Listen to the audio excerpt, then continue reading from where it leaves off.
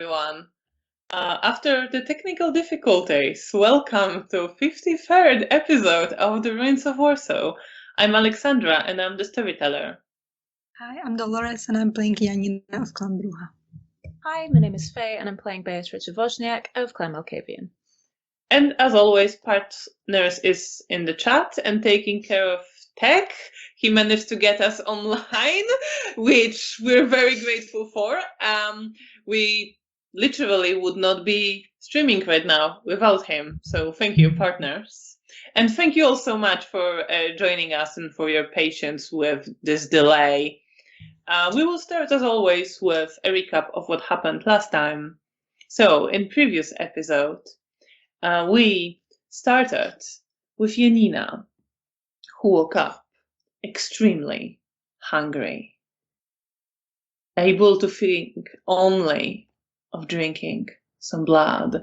She left Hotel Bristol quickly, not to attack anyone she cared about, and went to feed, which she managed to do successfully.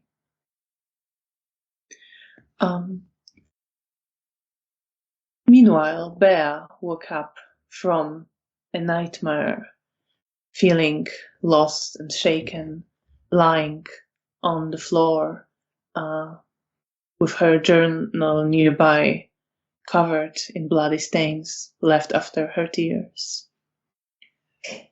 She eventually got herself to start getting ready and was interrupted by knocking on the door. Daniel, who didn't find Janina nor her note, came to look for her, panicked about her being missing, and also wanting to speak to Bea about the dangerous thing they did when they accompanied the sheriff and now dead Nosferatu, Abelard, to a house of Zimishi to rescue a sheriff's lover, Nosferatu Dominic. Daniel was not happy about any of that, but seeing Bea being very close to tears didn't quite act so angry as he may have done. He was, however, quite angry with Janina previously and that night as well. And when Janina and Bea reunited, there was some tension between them too. Bea being angry with Janina for her recklessness and for talking back to the prince, threatening to bring more trouble on both of them. And the conversation didn't go super well, although Janina thought that it did. Bea, however, felt offended by Janina's comments about not wanting to be a Camarilla bitch and did not quite forgive her. After that, they separated for the rest of the night. Janina briefly met up with her lover, Nastia, who recovered from most of her wounds suffered during an attack by two members of the Sabbat on her and the Bruja primogen. She also told Janina that the primogen wanted to see her. So Janina went to speak with Zygmunt Ray, who reminded her that she was supposed to save her anger and ranting for him, and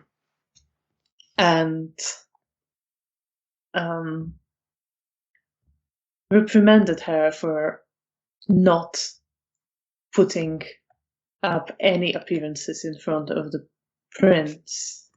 He also spoke to her a bit more about the prince, explaining to Janina how, first of all, she was the prince who listened to his ideas for a more harmonious existence between kindred and mortals, and also about how she became a prince at the very start of the war and managed to keep many kindred from meeting final death through her efforts as the city was being destroyed and Sabbat became more active. After a conversation with the primogen, Janina went to see her ghoul, Hanna, in the hospital where she was recovering. And after talking a little bit with Janina, Hanna revealed that the doctors at the hospital were planning to release her soon, and she asked Janina to help her find the place to stay, asking if she would be able to stay with Janina, believing Janina to be her very good, close friend, whom she doesn't quite remember, but she knows she's very close to. And Janina promised to look for a place to stay for Hanna. And after making that promise, feeling a bit bad about what she was doing, but also happy she managed to save Hanna, Janina visited another hospital where she has a research lab to check in on the blood she was trying to preserve. And during her time there, she managed to slightly improve on the solution she used to preserve blood. And while she didn't have any blood on hand to test it on, decided to return to the hospital soon, either with some or perhaps to use Mr. Potocki, Zygmunt's ghoul's offer to start taking some vita from bodies of people who die at the hospital. And after that, Janina returned to Hotel Bristol, and she did not speak to Bea before going to sleep. Meanwhile, that night, Bea, after her conversation with Janina that left her still hurt, spoke to Cornelia, the Ventrue, to whom she revealed what happened at the Zimishi house, and revealed that she made a promise to the Zimishi lady, Leocadia, that she would bring to her Arek, the gangrel from Sabbat, who was captured during a recent attack on Hotel Bristol. Bea proposed to use that information, that agreement, to try to get either Leocadia or one of her allies to come for Arek to a place that would be a trap, adapting a plan that was previously made to draw out Gravedigger, a Sabbat Nosferatu, whom Arek identified as someone likely to come for him under interrogation. Cornelia looked a bit concerned when Bea was sharing this, but promised to convey everything to the Ventrue primogen. After that, Bea spoke with Rahela, a Malkavian, who told her she was concerned because she had a disturbing vision about Bea seeing death on her hands and something gently caressing Bea's heart, getting ready to tear it to shreds. Rahela also revealed that while they were at the Zimishi house with the sheriff was supposed to provide backup for some Nosferatu, including the child of the Nosferatu primogen, and because he did not show up, they were left without that support. While at the Elysium, Bea also witnessed a scene in which Mihail, the other primogen, started talking to the sheriff, at first expressing his delight at sheriff being safe, and then making rather a rude comment relating to supposedly now restored handsome face of Dominic and their sexual life. To which sheriff hardly responded and left. And Bea followed, wanting to, not followed immediately, but eventually went to his office to check in on him, for which he thanked her.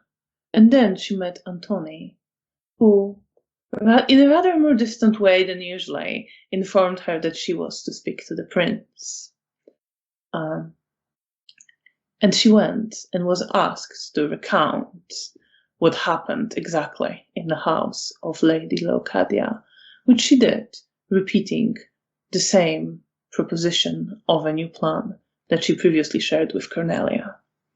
And then she went back to her room and went to sleep. And that was where we ended. And that is where we'll pick up the next night as the sun sets over the city. We will start with Janina.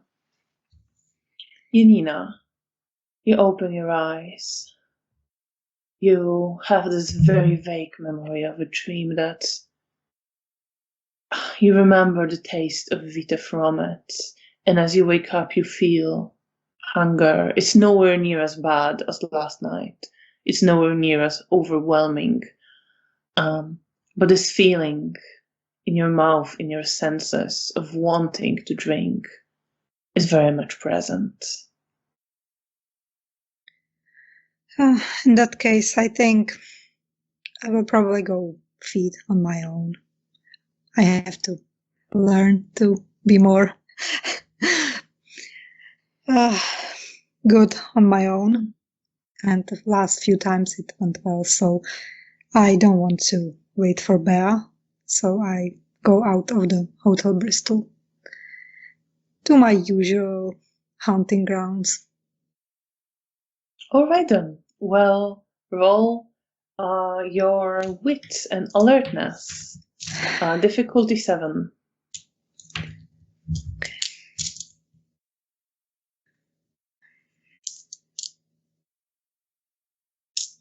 I'm still -2 penalties.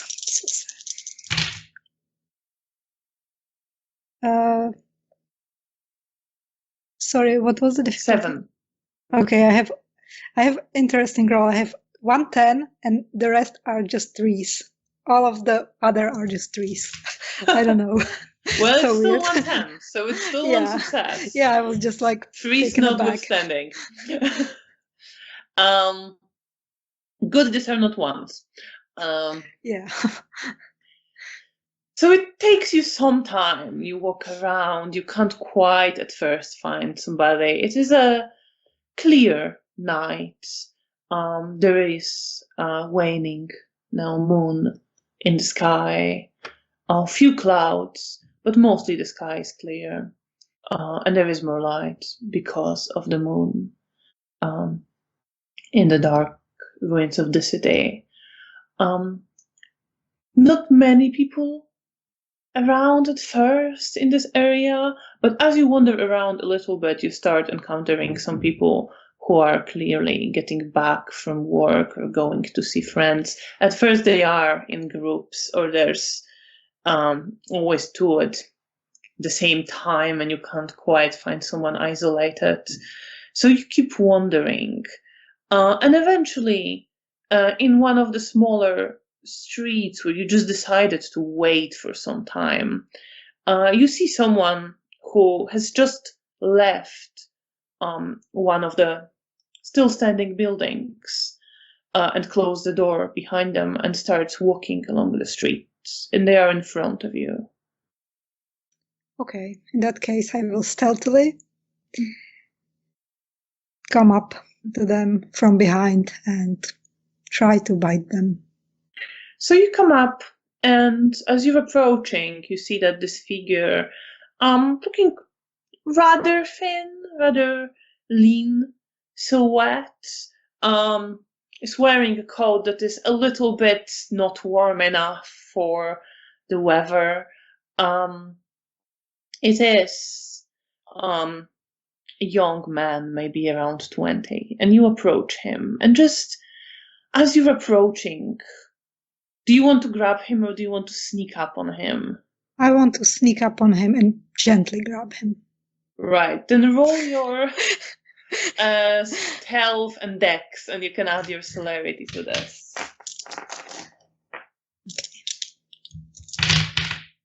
I have, what was the difficulty? 6. Okay, I have 1 success. I'm just apparently 1 success girl tonight. You are. So he does actually notice you. He turns around as you're almost on him. And kind of glances to you, at first just confused. Do you just want to go for it and overpower him and bite in? Uh, Let me think. What would be Janina's instinct? Depends, I guess, on her level of hunger. She's a bit hungry. Yeah, well, I will go for it because it's too late. Then roll your strength roll, and you can add your potence to it. And Okay. let's vote for this boy. Difficulty 6. Okay. 2 successes. Two tens. It is enough. So he looks at you, a bit startled, and as you move to grab him, he maybe on an instinct tries to push you away, but he's not quite sure what is happening, and that is enough for you to just grab him and bite in. And then he stops struggling once you start drinking his blood. And I know what's please coming. roll your self-control. Difficulty is 8 because you are a bruja. Yeah, I know. Do you want to spend willpower? Oh no.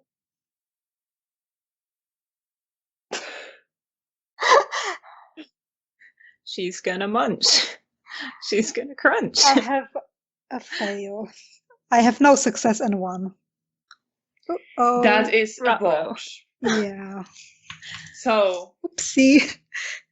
My luck. you start drinking, and that instinct that make you not stop yourself when the boy looked at you takes over and makes you keep drinking and Yeah, drinking, mine and you coming. lose yourself in the pleasure. At least I feed. Meanwhile, Bea. Oh, good. You wake up. You are feeling a bit more rested. You feel like your thoughts are a bit clearer. You are in your room at Hotel Bristol. You have your journal near you. I sit up, kind of glance around the room. There's an unsettled feeling in my chest. I don't feel quite right. I don't know why yet. So I go through my journal and pretty quickly figure out why that is. Seeing the last notes about offering to both Cornelia and the prince. So I can't really deal with it now. I presume I'm going to have to wait for further instructions from someone. So I close the book and go and get ready. And you get ready, and nothing of note happens in the meantime. What are you feeling? What are you thinking about as you are getting ready? Stressed. I'm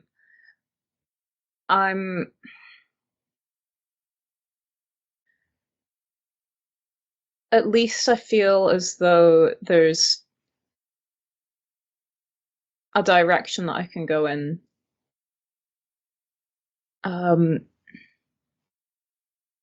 It terrifies me, but if it benefits the Camarilla, then I'll do it.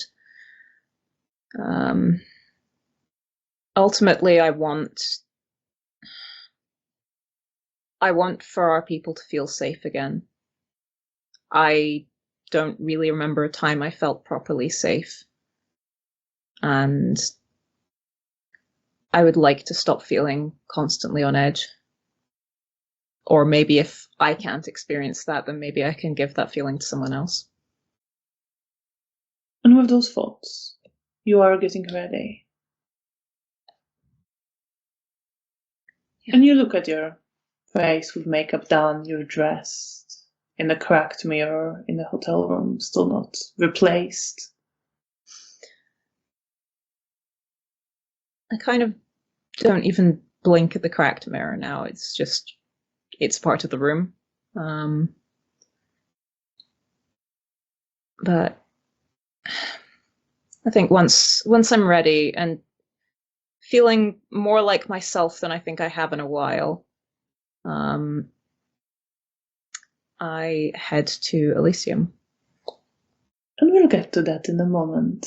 Meanwhile, Janina, how much? You had 4 blood, right? Yeah. Out of how many? I think 12. Wait a minute, I will count. I'm sorry, I'm so bad at math. Yes, 12. 12. So you can now have 12 blood. Oh my god. That didn't happen in a very, very long time. And what injuries do you have? Wait a minute. I'm minus. I wish I knew, but I think I'm at minus. I'm at wounded, but I'm not quite So sure. you have 1 aggravated. Yes. And how many lethals? 2. 2. So you can heal your 2 lethals. Yay. And the first thing that comes back to you as your consciousness returns is that you are feeling stronger. You're not completely healed, but you feel better. A lot of the pain that's been troubling you is gone. There's only this other deeper injury left now, but you are feeling better. You are feeling satisfied. You're feeling stronger. And then you open your eyes, still kind of lost, not sure what happened. And you see this young man in your hand that you're holding. You see your fingers grabbing his shoulders very tightly. You see the mark of your teeth on his neck, and you see his completely pale face. And he's still open but unseeing eyes, staring now into nothing. And you realize he is dead. And please roll your conscience. Oh yeah. Difficulty is 8 for that. Okay. But no penalties apply to this. I have a botch. You have a botch. So lose 1 Oh no. humanity. Okay. And tell me why. What are you feeling that you're not feeling guilt? And you will also get a derangement, but we will talk about this at some point later. Okay. What that broke in Janina. Unless you have an idea now. No, I don't have an idea, but I think Janina just feels that the justification was that he seemed that he was already too thin and unwell, and maybe he didn't have a good life. So maybe it's better for him that I spared him from the bad future. Yeah. You have that thought, and you don't really feel guilt. You just notice that you feel good, you feel satisfied. That was what you needed.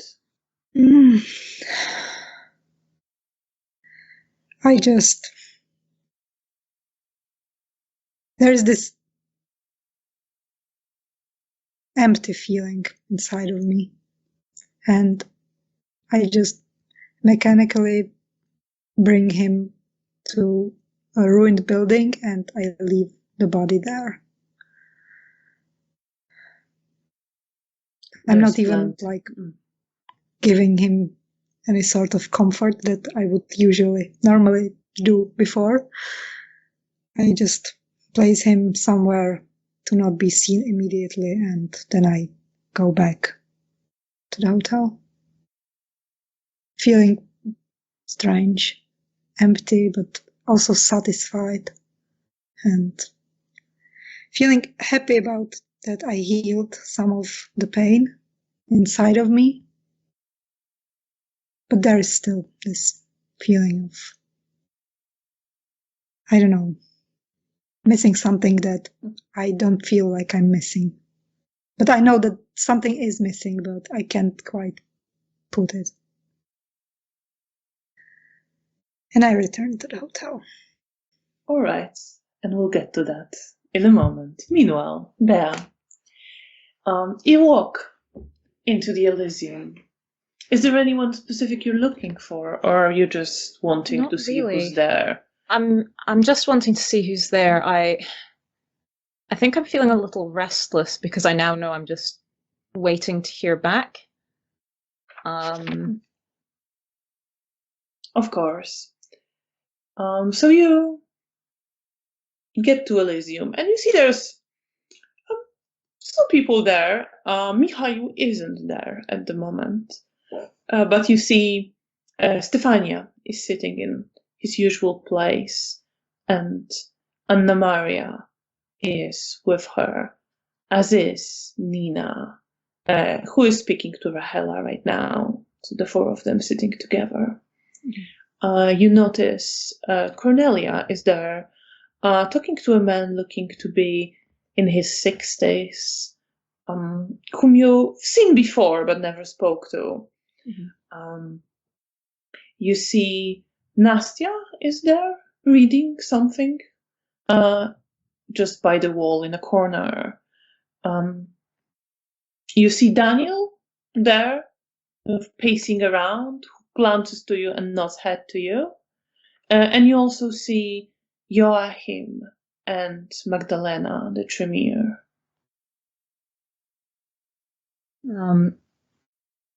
There's a brief feeling of guilt as I look at Daniel. I can't quite place where that's come from.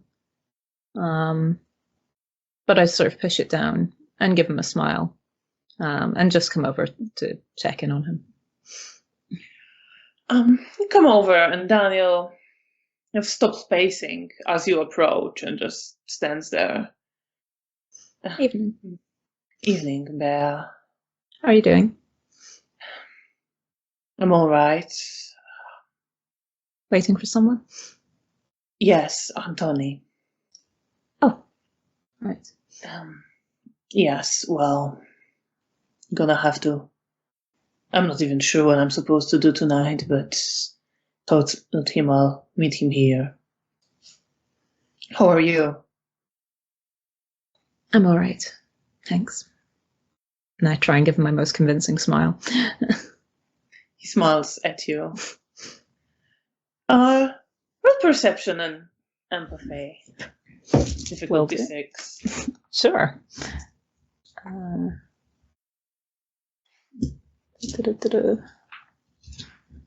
Trying to find the dice that won't stab me. Perception and empathy.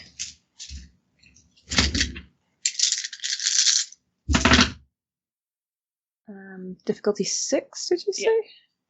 Okay. 3 successes. I can do maths. Yeah. So you see clearly that he is a bit distracted, a bit worried, like his mind is somewhere else and he's tense. It's like waiting for something, but anxious about it, but not able to do anything. So he's just kind of pacing at the Elysium and trying not to think about something, but it is still on his mind. I quietly ask him, are you all right? Do you want to talk somewhere that isn't here? He sort of glances around, and it's not secret, not anymore. Okay. I'm just worried about Isidore and Zoya, that's all. Oh. Okay. I'm sorry. It's okay. Could I roll self-control to see whether I can put a hand on his arm? Oh, of course. Difficulty 7. Okay.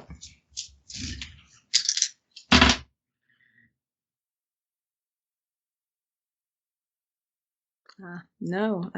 Actually, no, that's an 8, actually. So I have 1 success. You can.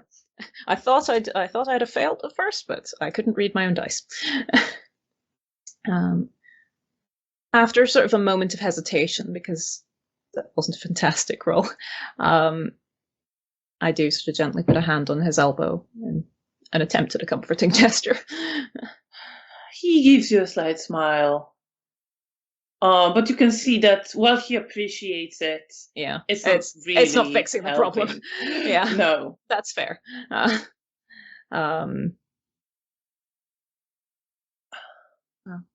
If you need to talk. Thank you. Have you seen Janina? How is she? Not tonight. And there's this feeling of sort of frustration in my chest as I think about it. And I'm a bit confused. I don't quite remember where the anger has come from. No, I haven't seen her. Well, I'm sure she'll show up. I stopped by her room, but she wasn't there. But I'm sure she'll be back shortly. He says, and there is worry there, clearly, but he hopes that what he's saying is true. Do you want me to make sure she's safe? Let's just wait and... Okay. I mean, if we find out she's not, what are we gonna do? Figure something out. You just see the kind of hopeless look, and he shakes his head slightly with this dark look in his eyes. Okay. I'm sorry, I didn't mean to. Never mind.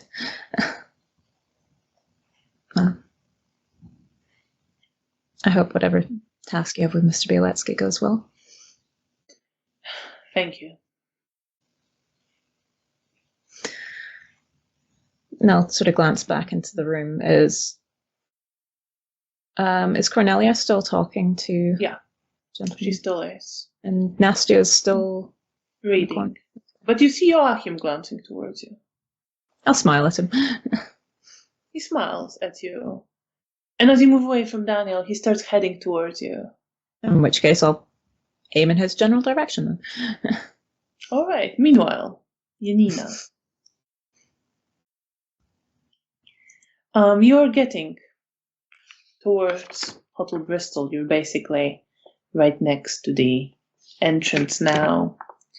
And as you are approaching the hotel, you do see Isidore and Zoya, who just stepped out.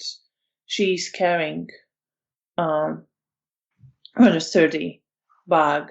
He's carrying some equipment as well. They looked like they're moving quite decisively, and start heading away from the hotel. Okay, I probably run up to them because I still don't know that I'm not going. No, you do not know that. So I want to see what's going on and if they need my help. And I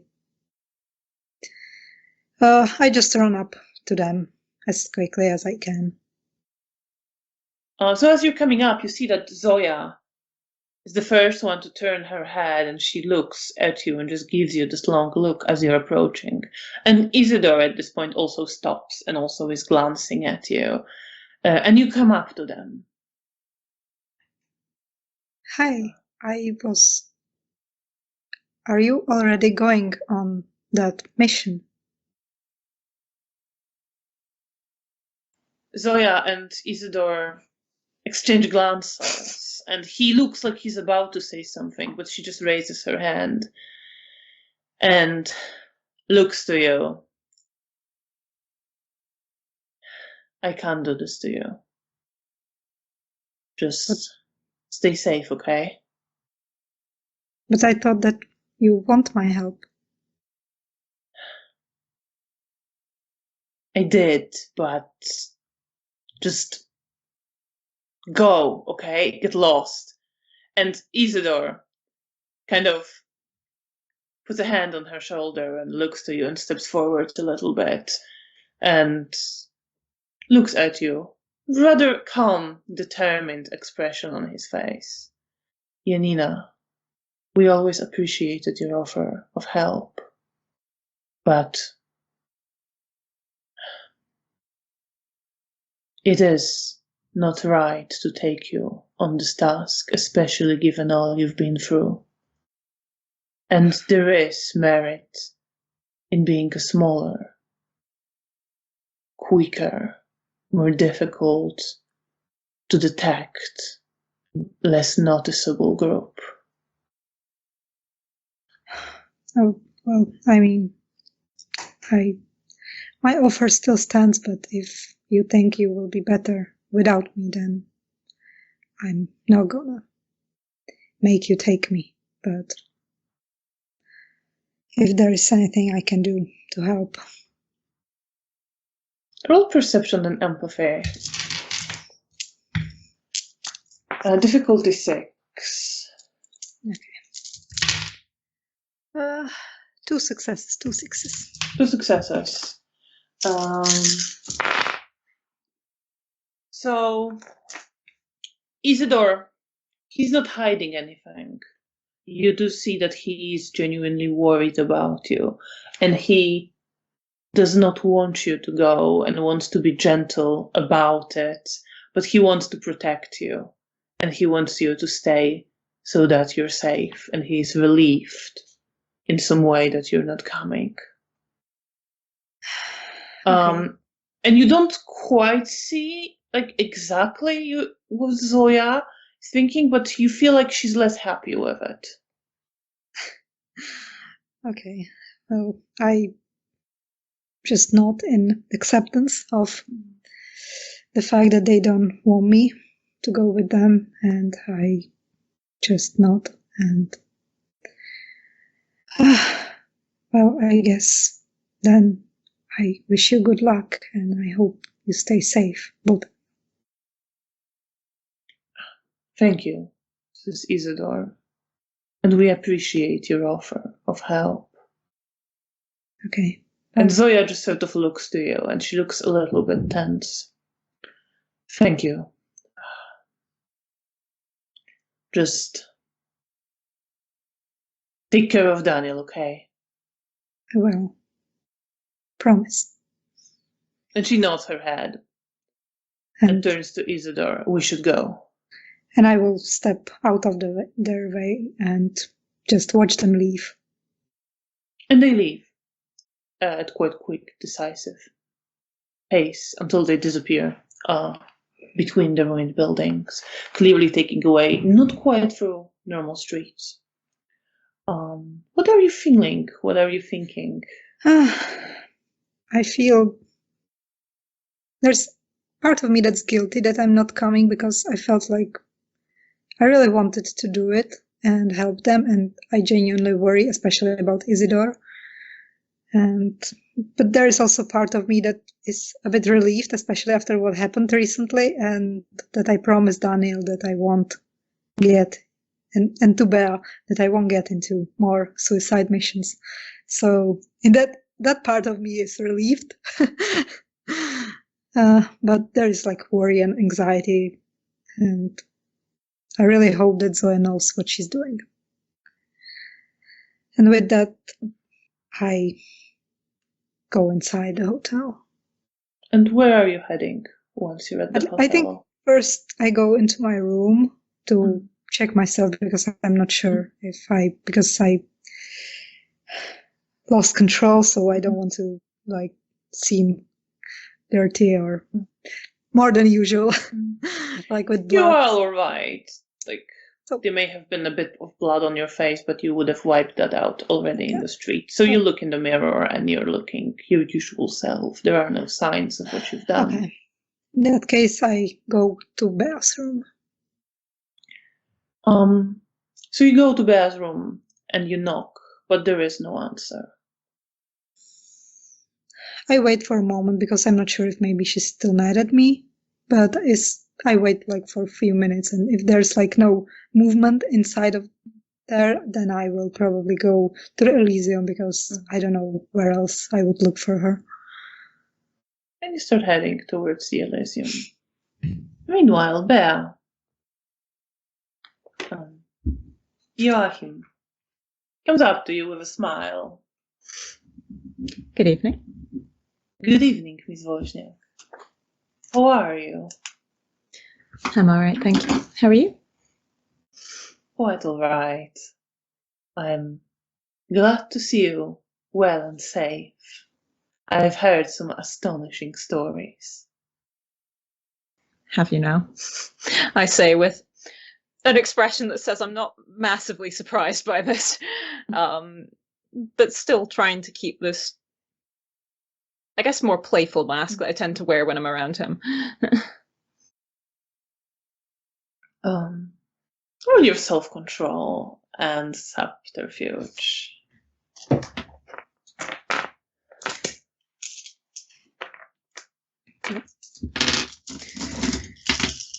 Difficulty is 6. Woohoo.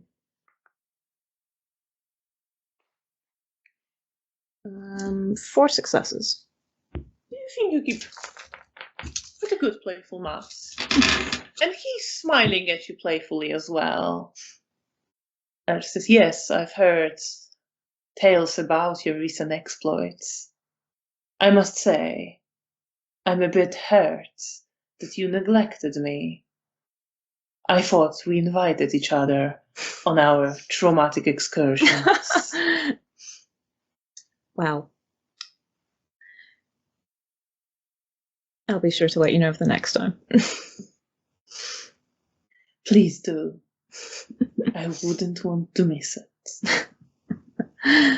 Noted. And he chuckles slightly as he says it.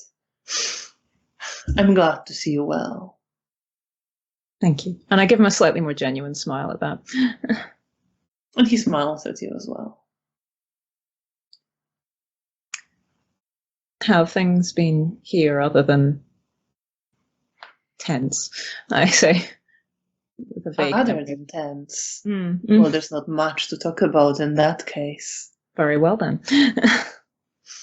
Seems to be the fact of our existence right now.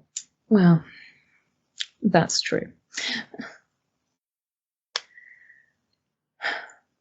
And I sort of glance around the room again. And this time I'm sort of looking more at the emotions on people's faces and trying to get a read of the room, I guess. Well, the sort of general perception, empathy with difficulty 7. Vibe check. Yeah, general vibe check. Vibe check the room. Perception and empathy.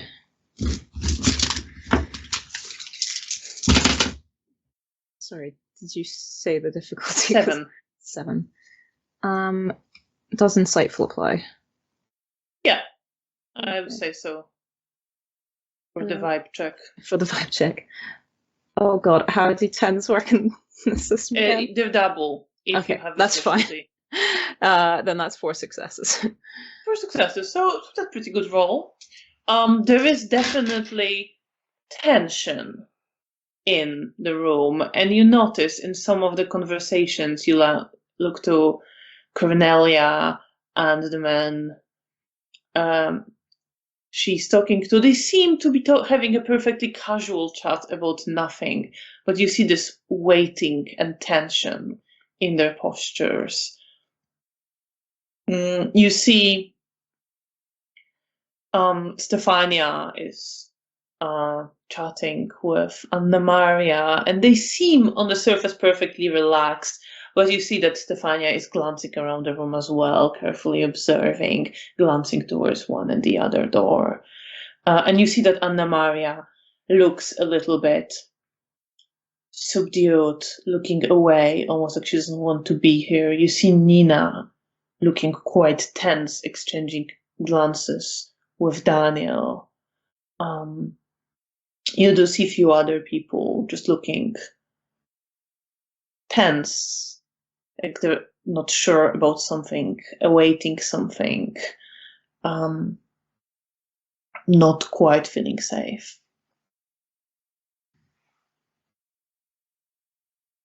And I sort of feel a slight slump to my shoulders as I look around the room and see that similar feeling of tension echoed throughout everyone. And it feels very reminiscent of my own tension.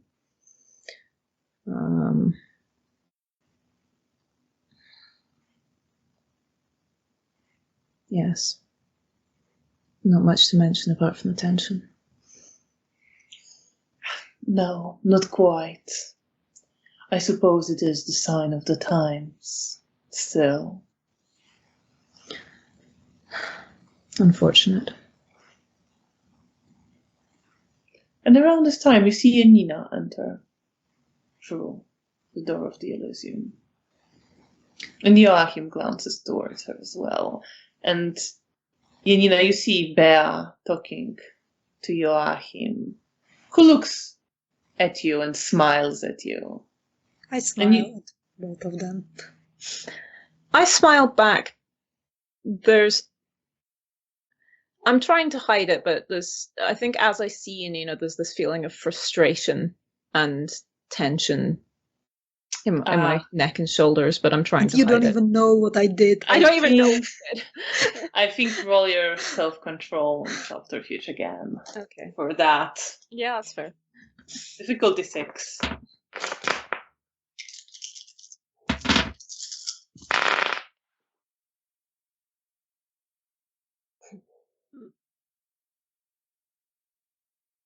Wow, that might have been a good roll if it weren't for all the ones. That would be one success.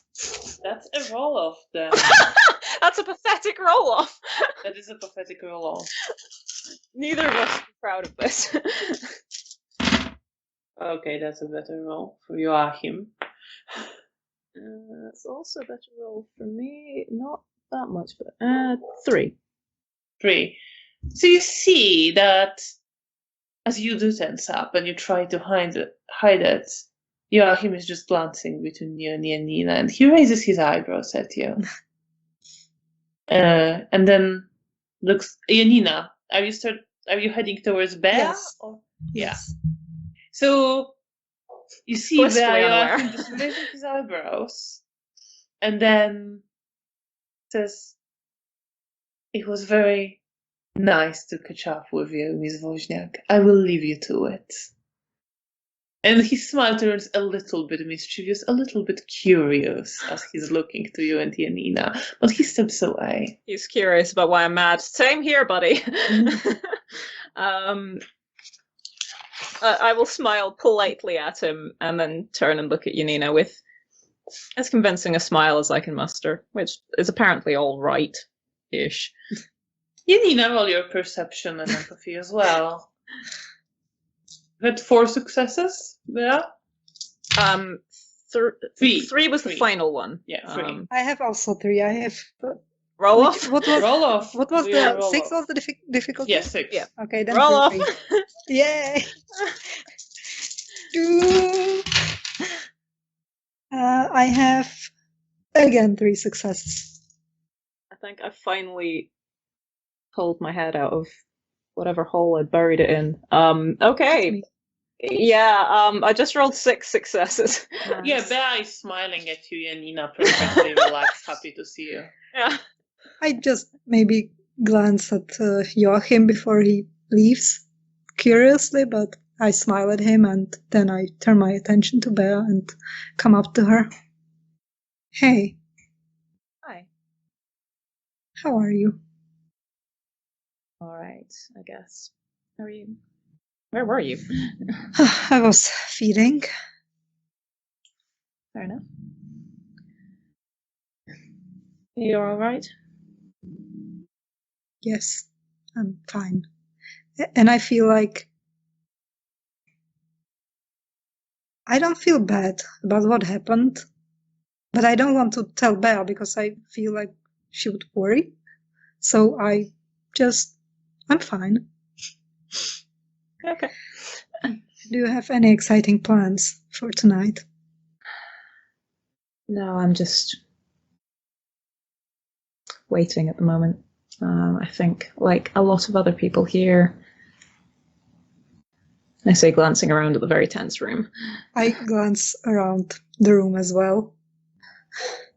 You see the assortment of people I described. Is Daniel still there? Yeah, he's still there. Okay. In case I will, if he meets my eyes, then I will nod and smile at him. But I'm still with Bea. All right, I also probably don't have anything urgent except maybe going back to the hospital to check on some things and talk about the project and its continuation with Mr. Potocki. How's that going? Quite well. I was there yesterday and I made some improvements on the solution. Good. What did you do yesterday? Yeah. Oh, well, I will let you check up on your journal. And I wait. I will open up to not quite the last page, but a couple of pages before that. And of course, I open it directly onto the page about Janina trying to apologize to me. So you see that? No. I try and keep my face as neutral as possible, which on the 6 successes is probably more successful. Yes. Just spent time around Elysium, spoke to Okay. people. You feel better? A little bit. I'm still stressed. Yeah, I get that. Do you maybe want to go visit Felicia? Oh, I should. Can I tag along? Of course. Okay. Sure. I glance over to Nastia.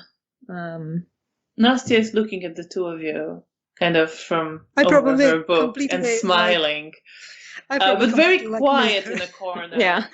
I will then look back at Janina with a slightly more mischievous smile, going, I think there's other people that want your attention, though. Oh, shit. And when I notice Nastia, I just excuse myself from there and I just with like, and I go to Nastia. I completely like missed her when I was looking at the room, and I stop at Daniel, and then I return to Bea, and I probably completely missed Nastia. She was very Yes, quiet. you did. She's in the corner. She's quite unnoticeable there. You feel like you almost have not seen her there before, but she's there. Okay, in that case, I will go towards her. Her smile widens as you're approaching. Mine smile widens as well, and I sit next to her. Hey, pretty. Sorry, I just didn't notice you. Hey, am I losing your attention then? No, I was just so concentrated on seeing Bea after the few days that we had some fallouts. So I guess I completely just switched my attention to her. Of course, I wouldn't miss such a beautiful woman. Otherwise, I know you are. And I just punch her slightly, lovingly, in a loving way, not like, just like gently punch in the shoulder. Bruja romance. Yes. Punch her lovingly. She smiles at that. Do you want to get out of here? Yeah, just let me speak to Bea because I want to visit her sire tonight with her. And I want to ask if she's going to wait or if she wants to go right now. So let's go. And I just grab Nasty's hand and I get up. She kind of startled a little bit, but she stands up and follows you, putting her book just under her arm. And I'm going towards Bea. I think there was a brief moment of relief when Janina walked away, and I maybe sat down and pulled out my journal and was like taking a couple of notes and whatnot, and now it's just going back, and that feeling of peace crumbles. Is gone. Yeah. I don't bring peace, only chaos. I know. And that's why you almost love me. Oh, I But still not- love you. not- I can just still be pissed off at you. Yeah, I know. And you are, as Janina approaches you with Nasty. Lovingly pissed off. Anyway. Yep. I look up and smile again. When are you going to see Felicia? I hadn't made up my mind yet. Why? Okay. I was just thinking if I can spend some time with Nastya before and maybe meet with you in a few hours. I mean, you don't need to come on my account if that's what you're worried about. No, I don't. I just want to spend some time with you and visit Felicia in our haven. I want to see what Felicia's done with it. Fair enough. I mean, you're always welcome to meet me there later. Okay. All right, but okay. So let's set it up like this. If I in a few hours don't find you here, I will assume that you are there, and I will meet you there. Grand. Okay. You also have phone number for the Haven, and Yeah, there is a that's phone true. number for the hotel. Yeah, I forgot that. But the best you have at the Yeah. No, we're trying to do this purely analog. Okay. I completely forgot about that.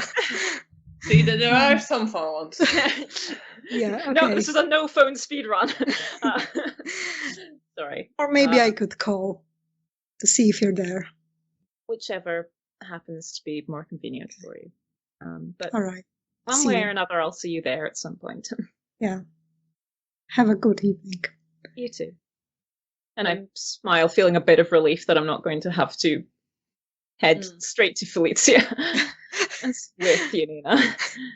Okay, in that case, I will not, and I will walk up to Daniel if he's not busy. With He's not Nastya. busy. He's sort of looking at you and Nastya as you walk up to him.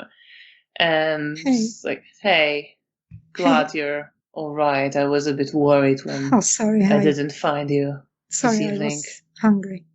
I had to go feed. Everything went okay? Yeah, fine. Lie. But I'm not like. But No manipulation and Okay. subterfuge. But I don't feel bad, so it's No, less but you hard are for me to hiding lie. something. Yeah, but it's Just like, killed a man. Uh, Put my fangs what into did- his what neck. had I? But I had Manipulation and subterfuge. Okay. Fine. Difficulty 6. Okay, one success. Daniel kind of glances to you for a moment, just pausing, but then he's like, okay, I'm glad it's all right. Yeah, I met Zoya and Isidore, and they are apparently going on their suicide mission, and apparently they didn't want me with them. I mean, I think you're happy about that. Yeah, I won't lie. I am. Now you roll perception and empathy. Okay.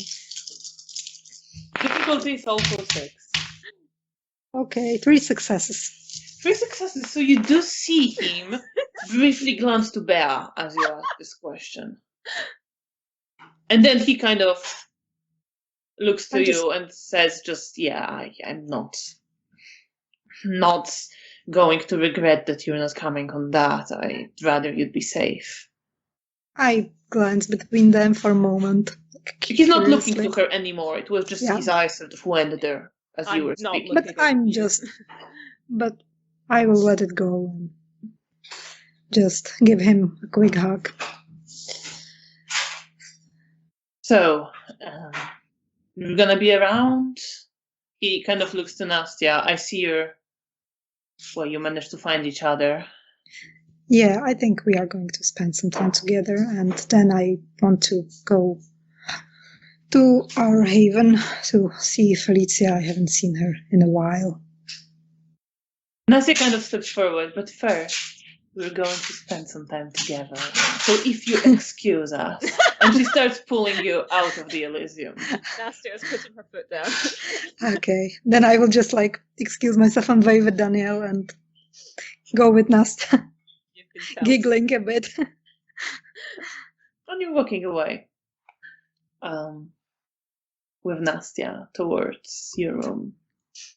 Yeah, you witness all that. How are you feeling? What are you thinking after this meeting with Janina?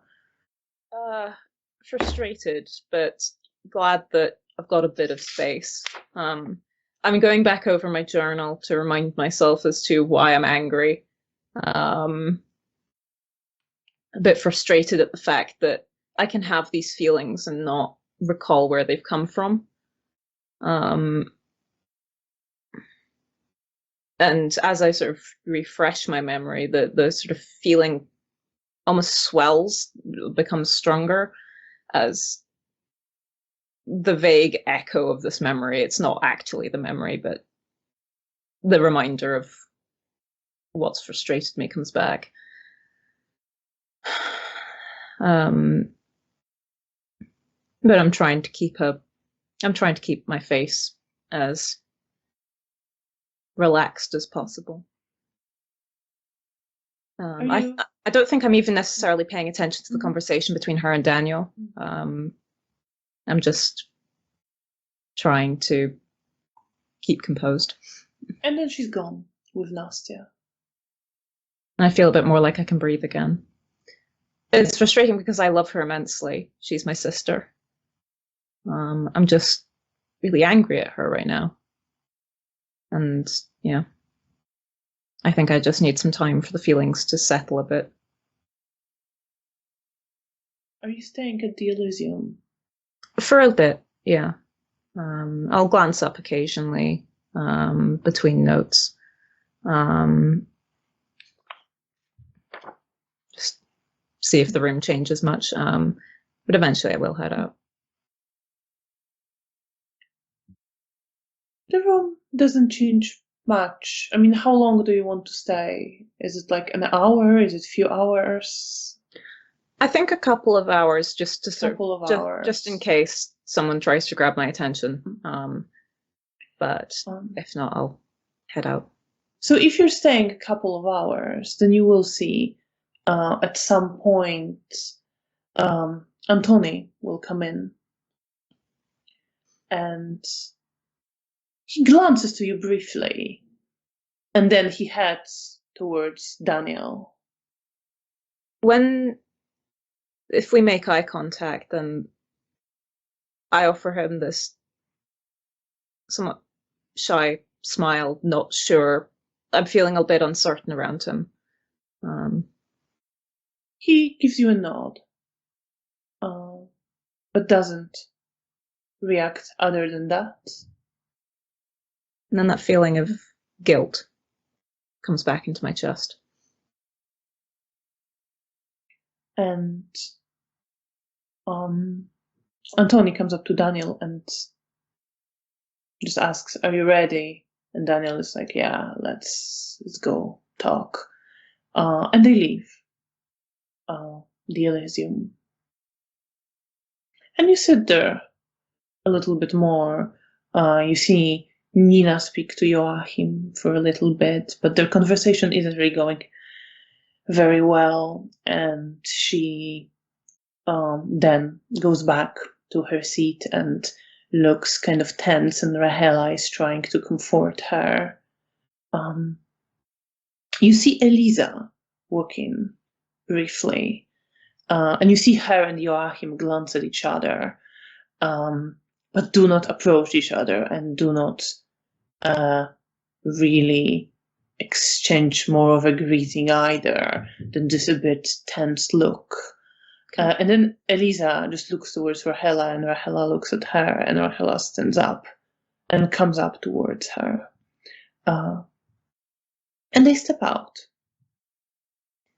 together.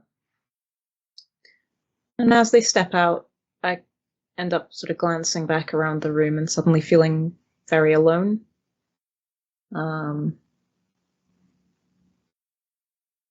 Yes. At some point, Mikhail comes into the room. And you see at some point also Cornelia would have stepped out and back in, and then out and back in with her companion. And after you've been there for almost 2 hours and you're feeling like probably it's time to get going, you see Cornelia step in again, and she starts walking towards you. I'll straighten up and smile at her. She smiles back at you. Miss Wozniak, good evening. It's good to see you. Good to see you as well.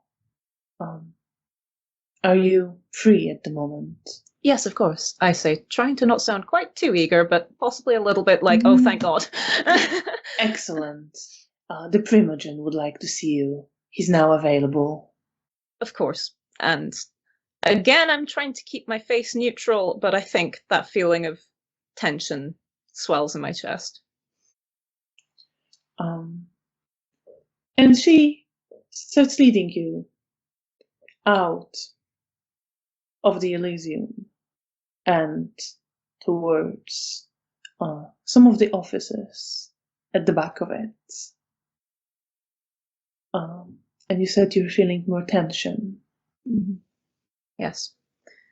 I think once I'm out of Elysium, I probably was trying to sit with a relatively relaxed expression on my face, and it becomes a lot harder and more focused once I'm out of the room. And with that, you step out of the room and follow Cornelia. She doesn't speak much. She seems kind of preoccupied. Roll perception and empathy on her. Why not?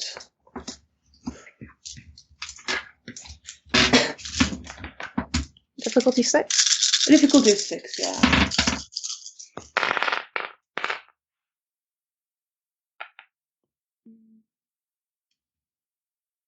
After the 1, that is 4 successes. 4. Did I knock that dice, or was it always an 8? I'm just going to say that I knocked the dice. Well, it's 4 successes. 4 successes. All right, well, that's enough. So you see, especially as you step out of the Elysium, that she also relaxes a little bit.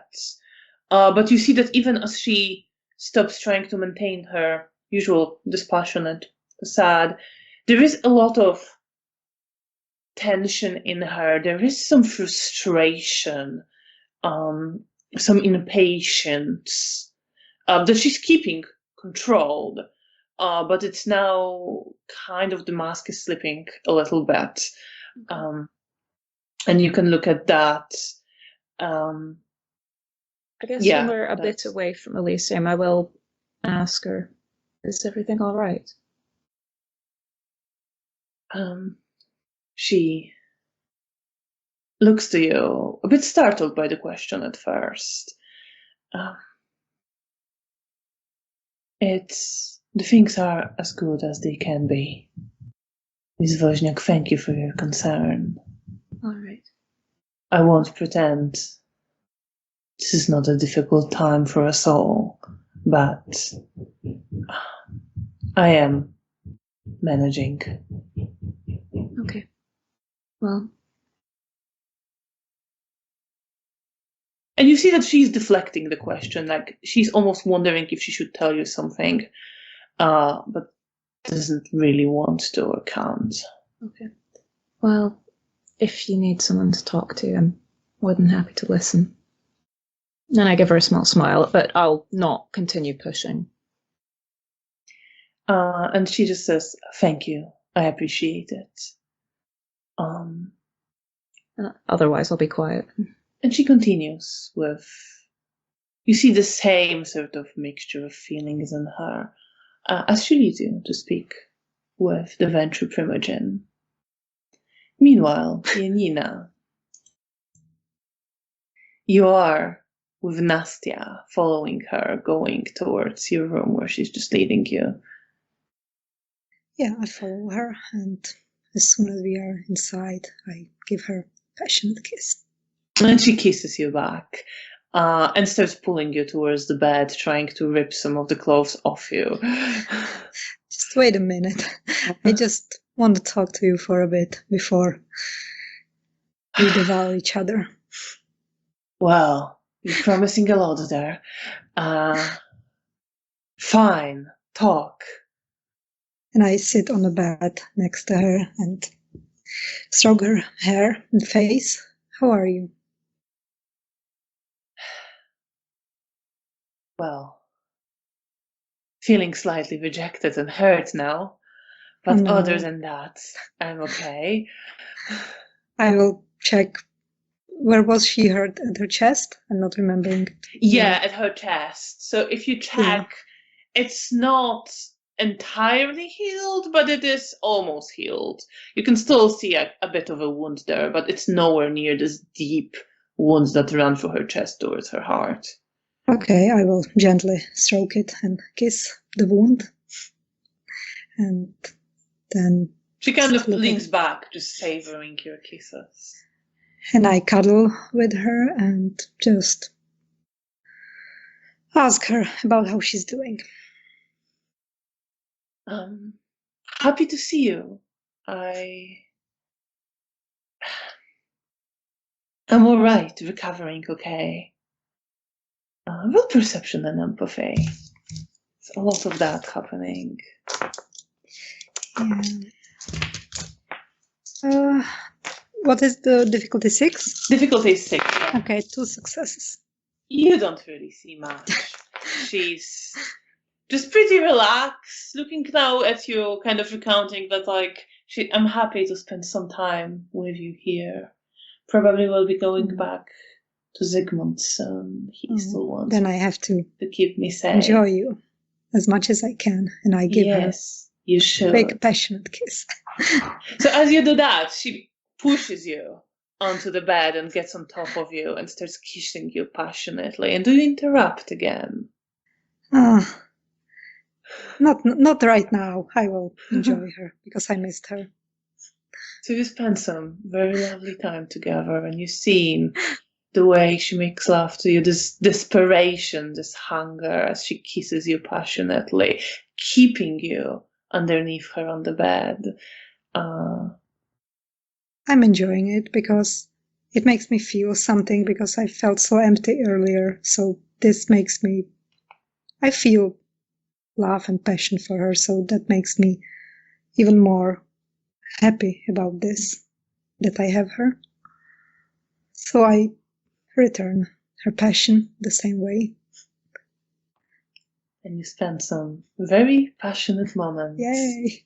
And I think that's a good time for a break. We will be back in about 15 minutes. Hopefully there won't be any more technical trouble. Thank you all so much for staying with us. And we'll see you after the break.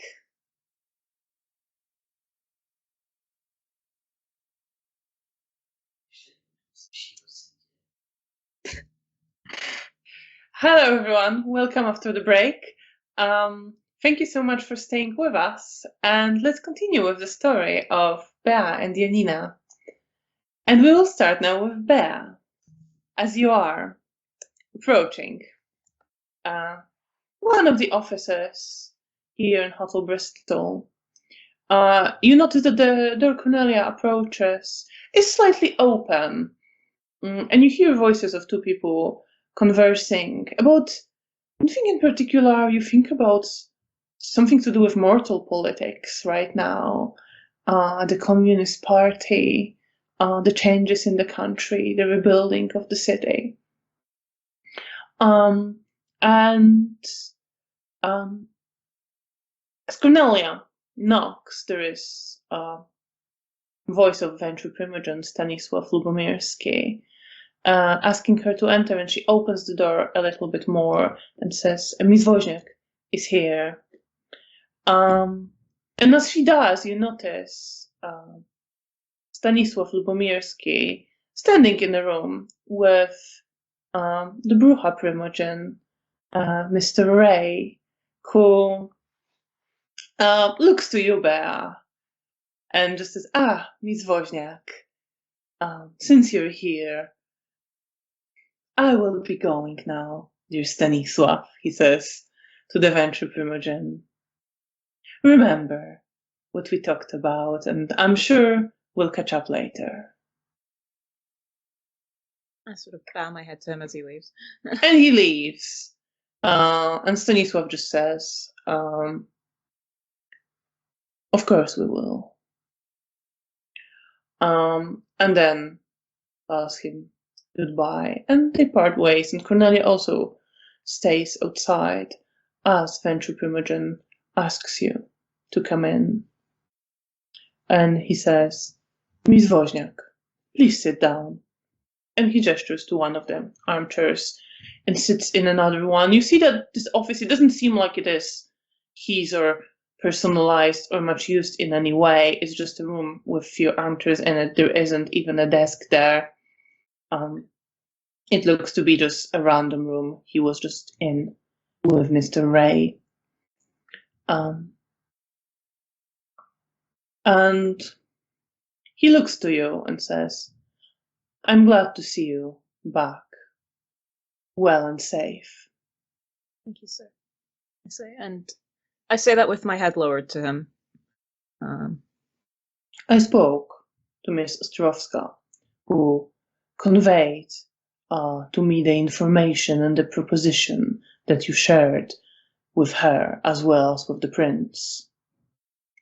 I appreciate your honesty and your initiative in this. And he pauses for a moment and considers you. How are you feeling? Tense, but awaiting his instructions. Prepared, I guess. I'm ready for whatever he will instruct me in. And after a brief pause, he continues. In light of your proposition, the plan that we spoke about earlier has been revised. While it doesn't seem likely that Zimishi or her closest companions will come to get the gangrel when we expect to bring him out, as you suggested, and we do not currently have the sufficient manpower to reliably defeat them, even if they did, your agreement with the Zimishi can still help us learn more. You will use it to gain believability with the Sabbat. Approach them. Make them believe you want to help them in freeing that gangrel. See what you can learn and what opportunities will present themselves. Your aim should be to establish and maintain relationship with them until something of value that we can act on appears. Of course. Perception and empathy. Difficulty 6.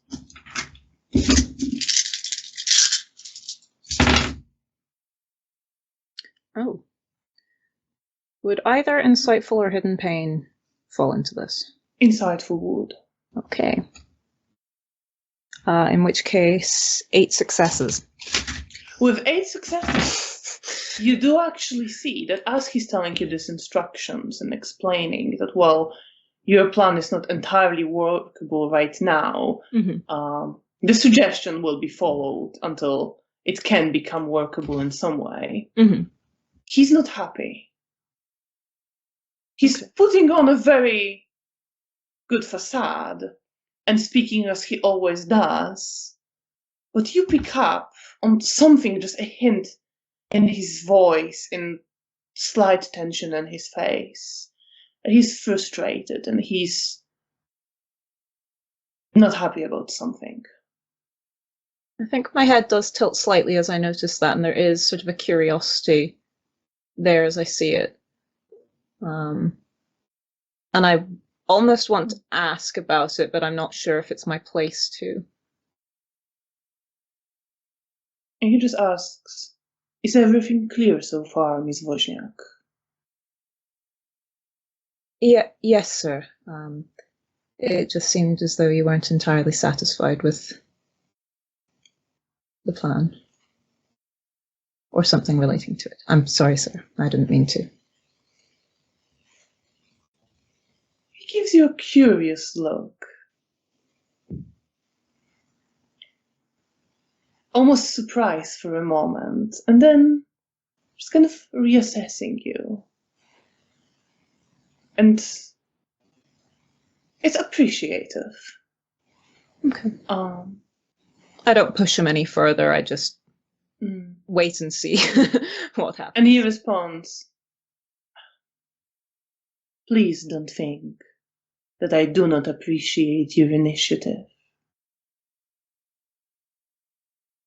Suggestions like the one you had are always welcome. I do feel the details were perhaps not entirely thought out in what you propose.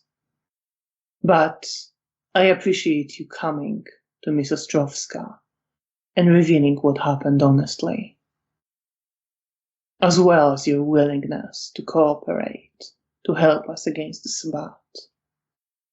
Of course, sir. Are you comfortable with the approach we're proposing? I will do whatever's necessary. He nods his head. And you do see that he's not dissatisfied with you, but he kind of pulls it back a little bit now. Thinking to you, but there is a certain almost distance in his voice, like he's conveying something, but he's not quite convinced by what he's saying himself. Okay. But it's not directed at you, and he's not dissatisfied or frustrated with you. Okay. In which case, I will leave it be.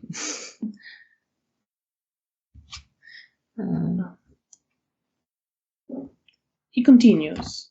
As you are working on this, you might also want to try to gain the trust of the gangrel. The sooner you can get started on it, the better. We might need him to believe that you're really helping him escape when an opportunity presents itself. Understood. Do you have any questions?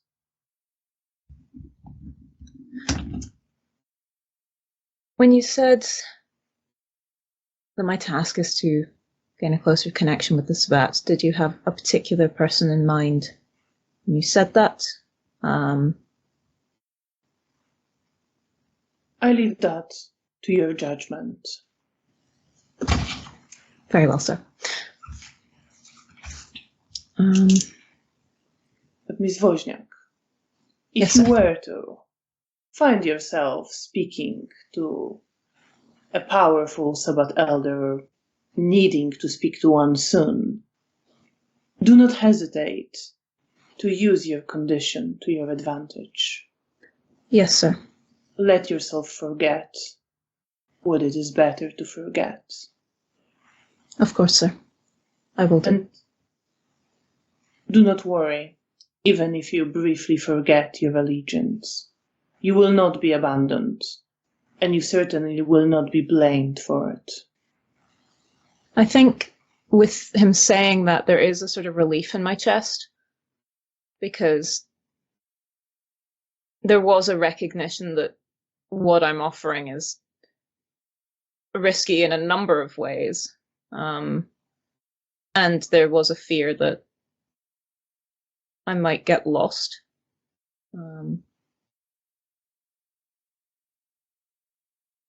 But his words bring me some comfort there. And I was already sort of focused and determined, but I think my shoulders straighten a little bit more at that. Thank you, sir. Is there anything else? I'm sorry. I just said I appreciate that. Is there anything else you require? Anything you are unclear on?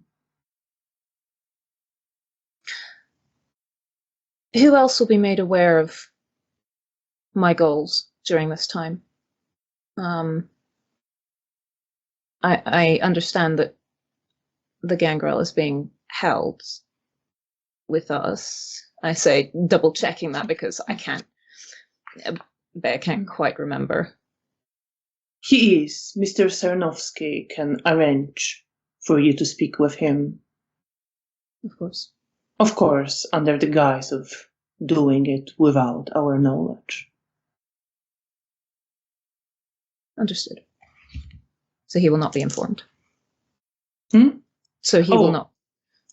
What? Sorry, will Mr. Sarnowski be informed? Yes, Mr. Sarnowski will be informed, but you should you should make it look to Arek as if you were sneaking in. Okay, that's fine. So I'm not going to get arrested trying to check on Arek. That's no. Checking. And he assures you that the sheriff and the hounds, the primogen, are aware. Perfect. Then what I will emphasize to him is that I will, to the absolute best of my ability, ensure that Janina doesn't know about this, because I know that she is reckless and cares a lot about me and will do reckless things in the name of people that she cares for. I imagine everyone else is fully aware of this fact, but just please ensure that this message is passed along. He kind of smiles at that benevolently, and he said, as could be expected from one of her clan. I leave that as well to your judgment. If you require her help in your task and think you can control her, not to endanger your mission, you can share this information with her. I think it will be best to keep her as far away from the details as possible, sir. He just nods his head. A smile. And just says, I realize it's somewhat vague instruction at the moment.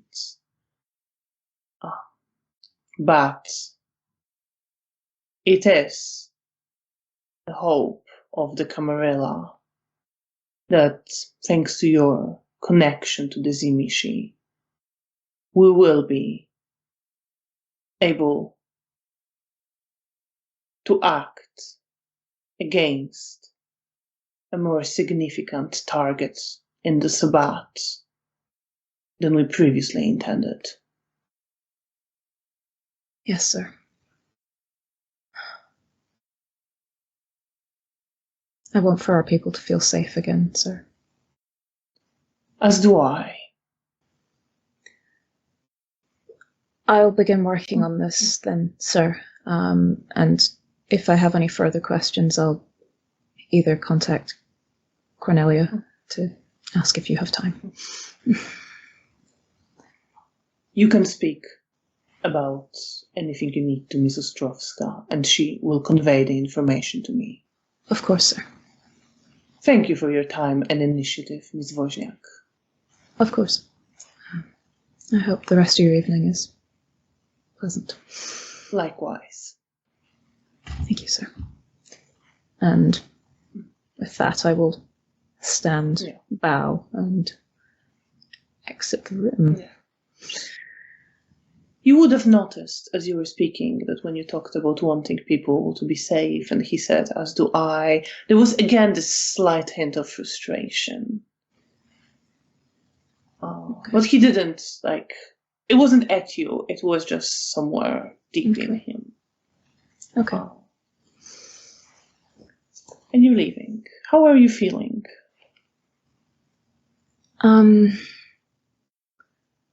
Glad to have a direction and glad that I'm able to use what initially felt like an absolute disaster.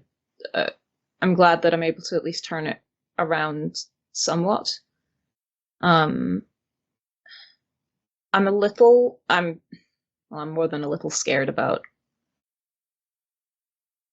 how this could go wrong, but there's also a determination there.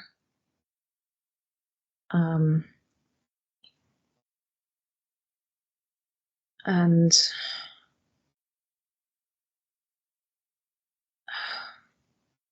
I don't know, there's a bit of trepidation about interacting with Arik again. There's this feeling of sort of guilt and shame in my chest, and I can't quite remember why. So it's this weird feeling of sort of relief and purpose and shame and fear. And I head back to my room to go and make some notes. And you head there. Meanwhile, Janina, you are lying on the bed with Nastia, who's hugging you very closely. You see her blonde hair just all around you on the pillow, and she's smiling at you.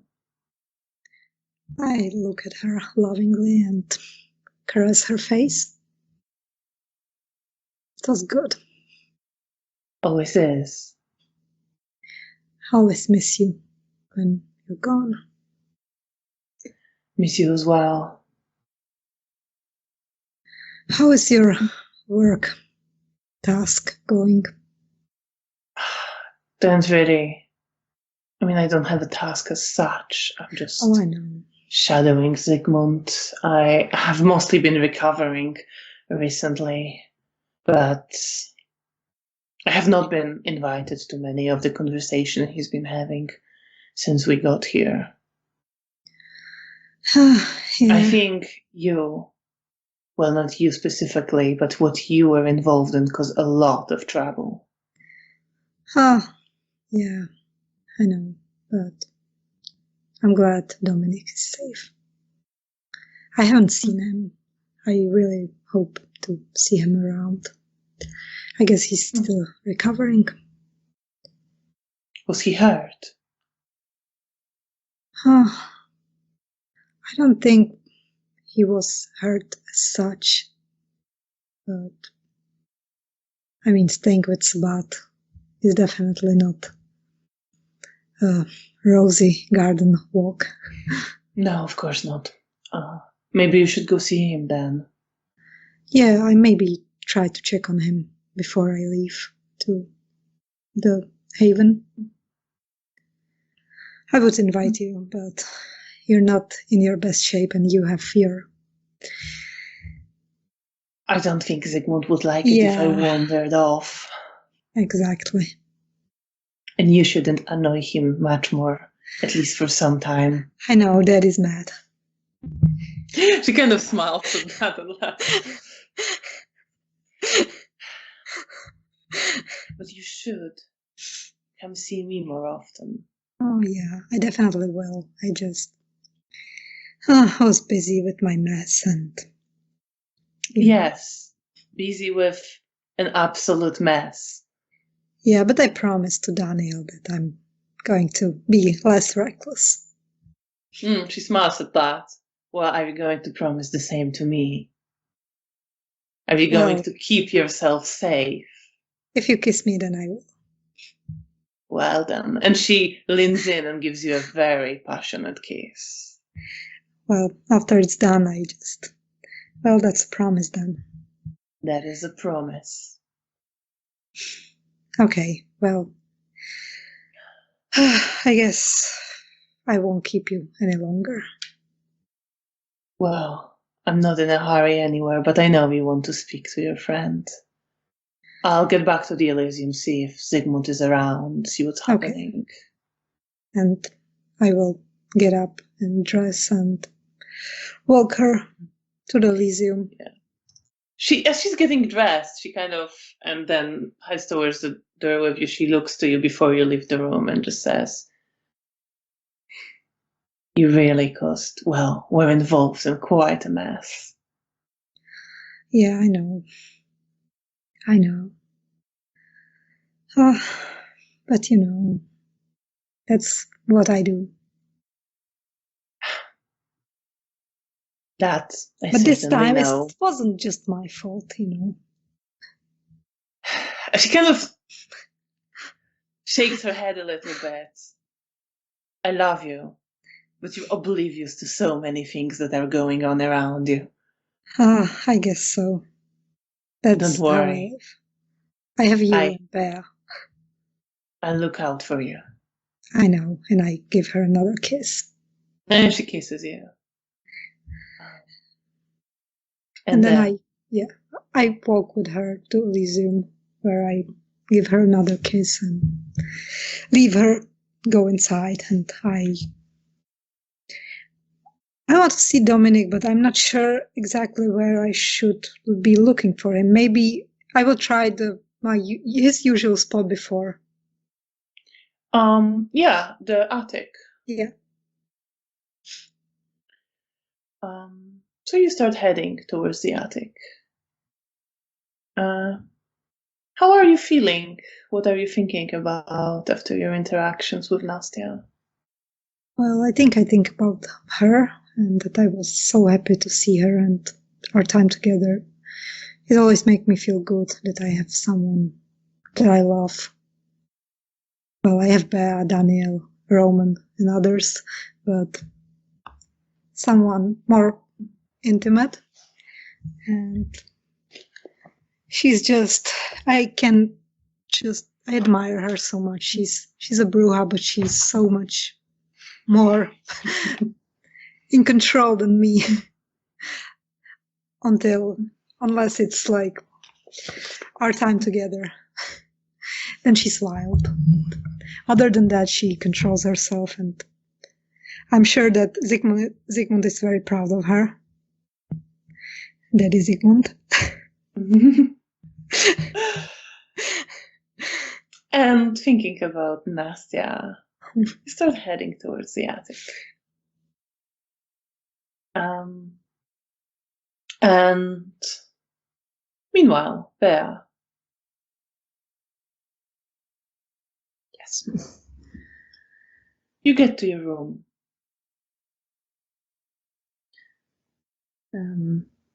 I let myself in, sort of shut the door behind me, and just let out this long exhale of some of the tension that I've been carrying. Because I think part of it was the sort of, I don't know what decision will be made, and I don't even know if the suggestion that I've made is remotely practical. So there's kind of a relief in having a decision made. But now it just feels like there's a lot of work to do. But I can deal with that. So I sit down and I hastily write down what was conversed between myself and Mr. Lubomirsky. And then I remember from earlier seeing something about leaving notes with Rahela.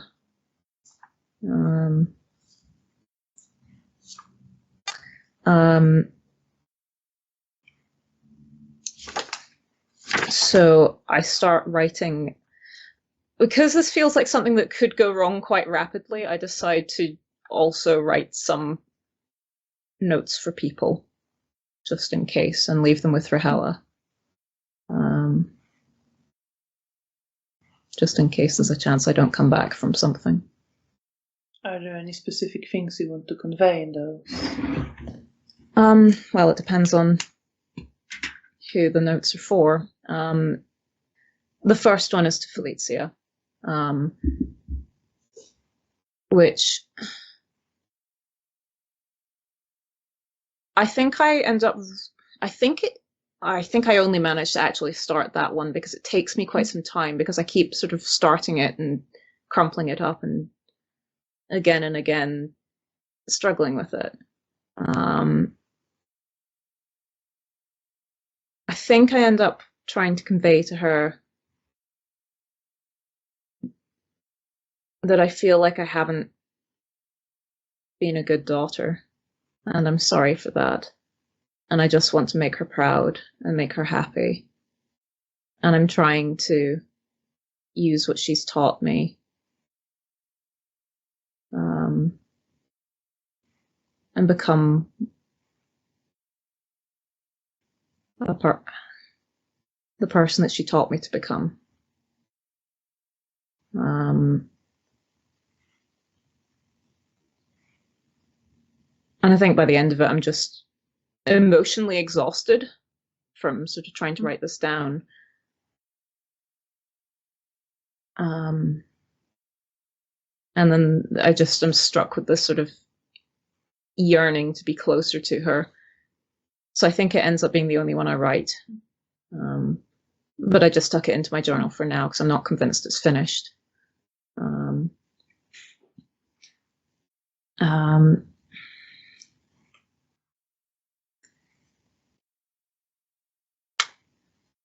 When Mr. Livomirsky said that the sooner I start working on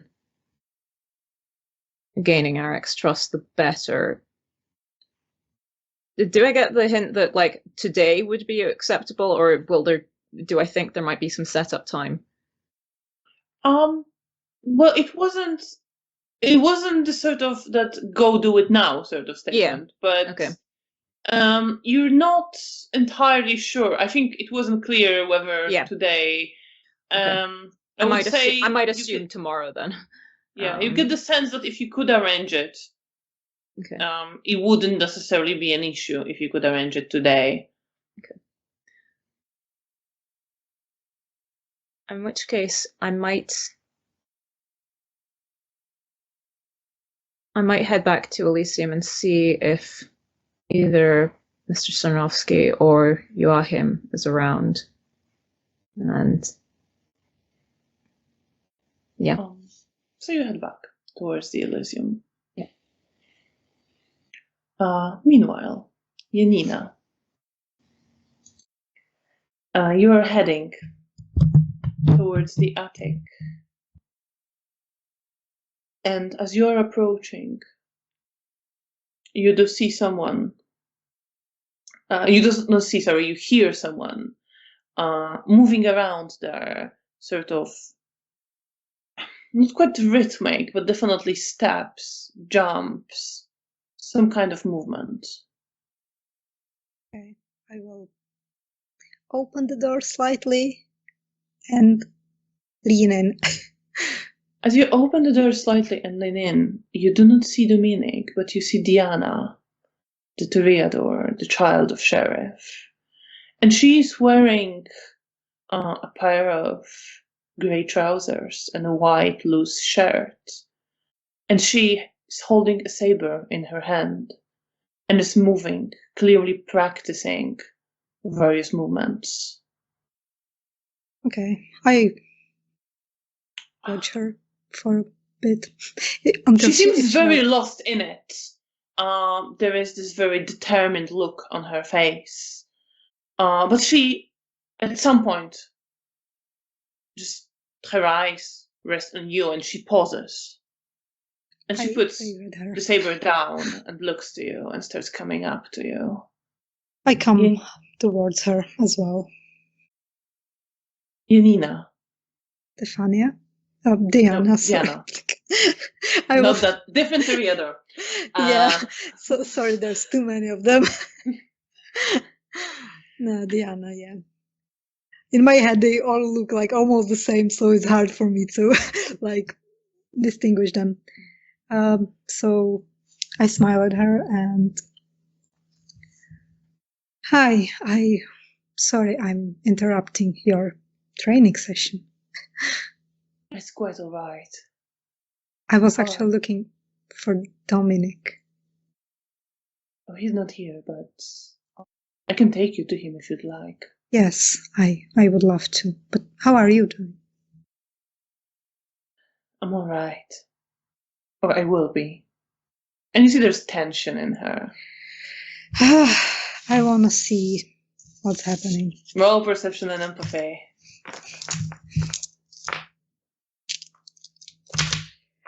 3 8s. 3 8, 3 successes. Yeah, so it's actually better than she did. So you do see that she is there's some impatience, some frustration, some like anger both at herself and at others. It's not very intense, but it's there. There's some anger, some distaste. And it's clear to you now that she's definitely, that's what pushing her to practice quite so hard, and she's pouring all of that into the practice. Did someone made you mad? Quite perceptive, indeed. I'm sorry. Do you want to talk about it? I don't think it's the best idea. All right, but if you ever want to, I'm here for you. She just keeps your gaze for a moment, looking at you, nods her head. Thank you, Janina. Of course, he was always a good friend to me. Before the Sabbath attack happened, and I guess we used to spend more time together. Yes, we did. And thank you for helping Dominic. Of course, he's a close friend, and even though it got us in trouble, I don't regret it. I would do it again. I understand it. I wish I could have gone with you. At least you're not in trouble. I don't think I would be in that much trouble either way. Well, lucky you. I smile. You see that, as you say that, she's kind of wondering. Like she can't understand something about you. Where you're coming from, what exactly you're thinking right now. But then she just says, come, I'll show you where he's staying. Okay, thank you. Have you been able to spend some time with him? How is he holding up? He's distant. We spoke, but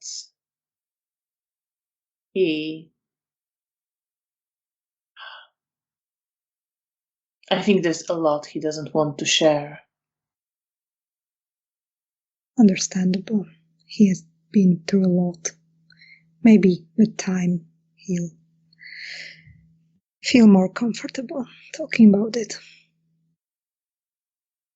I hope so.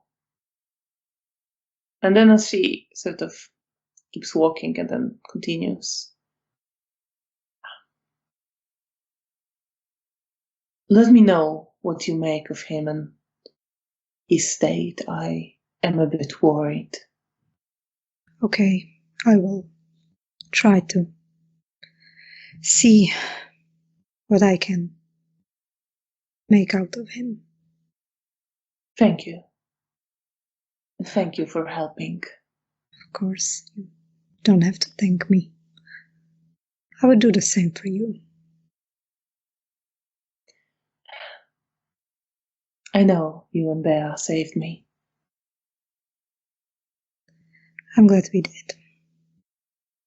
As am I. I will remember that. Thank you. I nod and continue. And she takes you to a different part of the hotel than the one where you and Bea have your rooms, and points at the door, pointing them out to you. Thank you. You should be there. I don't All think right. he's been leaving much. Yeah, thank you so much. I hope maybe I could cheer him up with my nonsense. I hope that will work. I smile. Knock.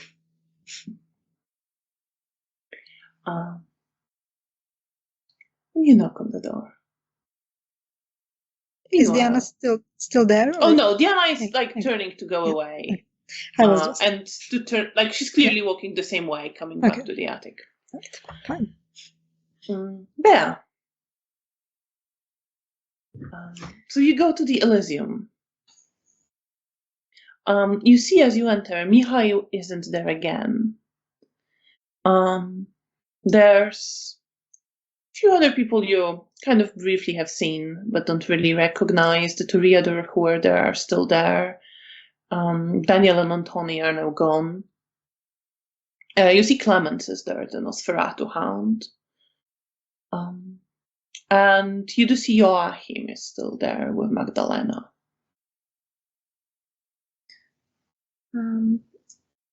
I'll briefly sort of nod to Clemens as I pass him and head towards Joachim if I can. Yeah, absolutely. As he notices you, he says something. Just wait a moment to Magdalena, and smiles at you. Hello again. Hello, how is your night going? Busy? Good busy, or the other kind? All above board, at least. That I understand.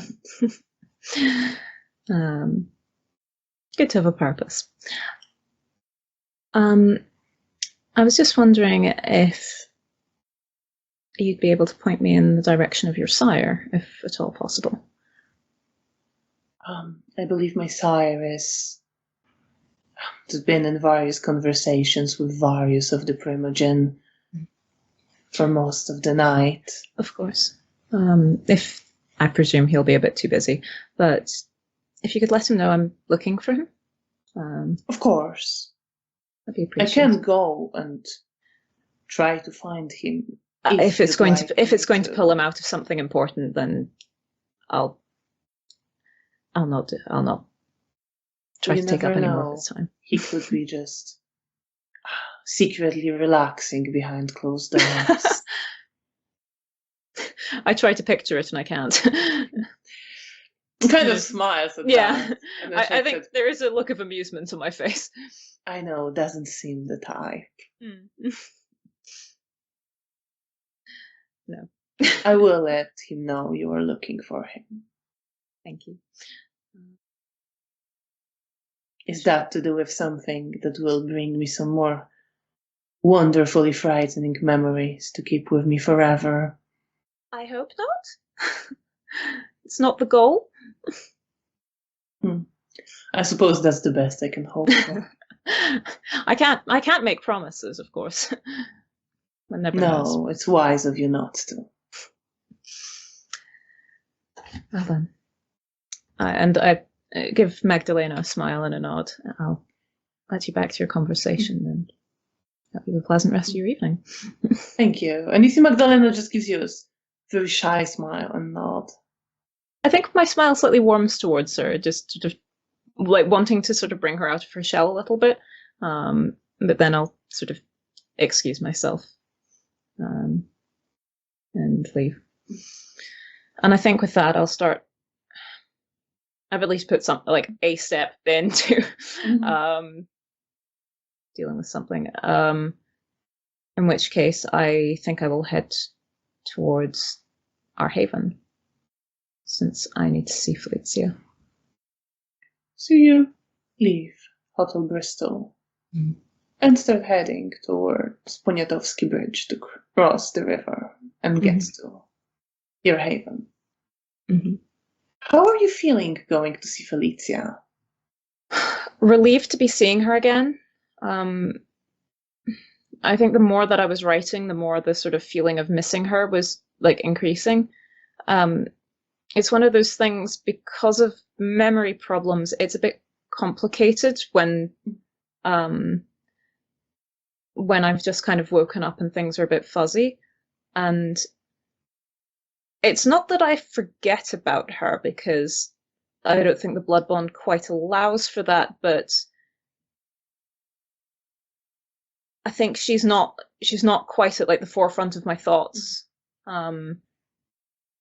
But when I have those sort of emotional reminders and whatnot, that sort of brings her right back to the front. So I guess for a little while I can sort of forget about, or like not notice the feeling of missing her until something prompts it. But now it's sort of come back. And there's also this nervousness that I know she probably won't be best pleased if she finds out that I've volunteered for another high risk mission. And I don't want to worry her. I've caused her so much pain and difficulty. I can't cause any more for her. And Mr. Lubomirsky's words come back to me, even though he wasn't referring to Felicia. This idea of forgetting. And I briefly pull out my journal, write a reminder in it that I want to speak to Mr. Sonovsky about see previous notes. And then once I close the journal again, I just start, as I'm walking, trying to put the mission out of my mind, and forgetting about it, so that it can't hurt her. What I don't know can't hurt her. And you're walking through the ruins of Warsaw, under the waning moon, letting yourself forget. Meanwhile, Janina, you knock on the door. And there's just a response at first. Who is it? It's Janina. And you hear footsteps coming up and the lock opening. And the door opens. Janina, come on in. And I get inside, and when I'm inside, I just hug him. Hug him. You see Dominic, and he is looking as he was when you saw him in House of Lady Leocadia, looking as tall, lean, handsome man. And you hug him, and he seems a bit startled, but then hugs you back a little bit. Come on in, please. And he locks the door behind I let go you. of him and just look at him. How are you doing? I'm all right. Check. Give me 2 rolls. First roll perception and alertness with difficulty 8. A botch. You don't see anything. And roll your perception and empathy with difficulty 6. Okay.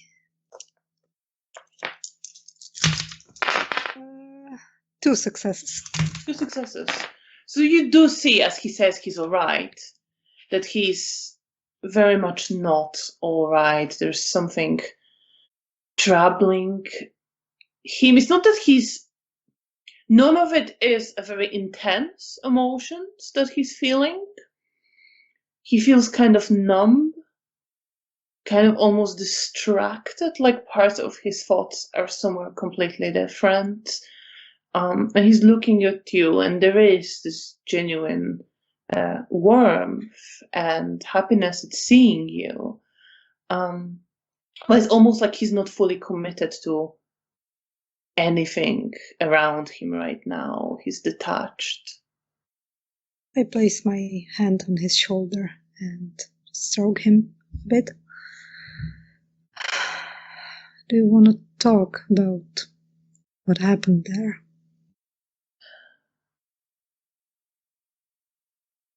You see him look at you, and his eyes briefly dart towards a mirror on one of the walls, a small mirror.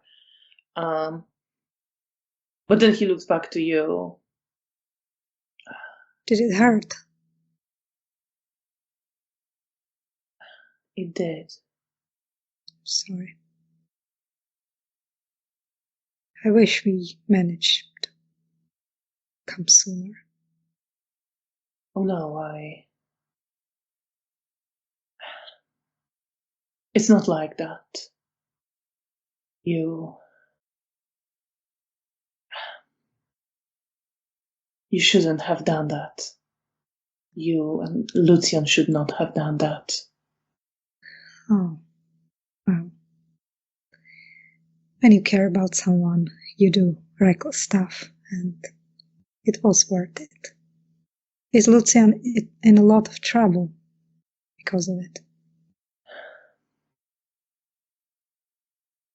He is, I believe.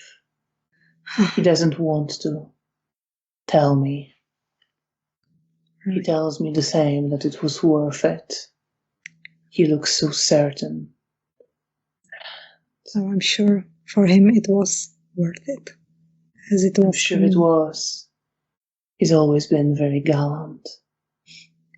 But yeah. I'm worried about him. He's gonna be okay now when he has you back. He was really distraught. I'm sure that now that you are together again, everything will be better for him, and he will be able to perform his duties in a more concentrated way. I hope so. But I worry there's a lot stacked against him right now. I not really know what exactly, but yeah, I guess so. No, you would not, would you? No, I guess I pay attention to emotions, but not anything else.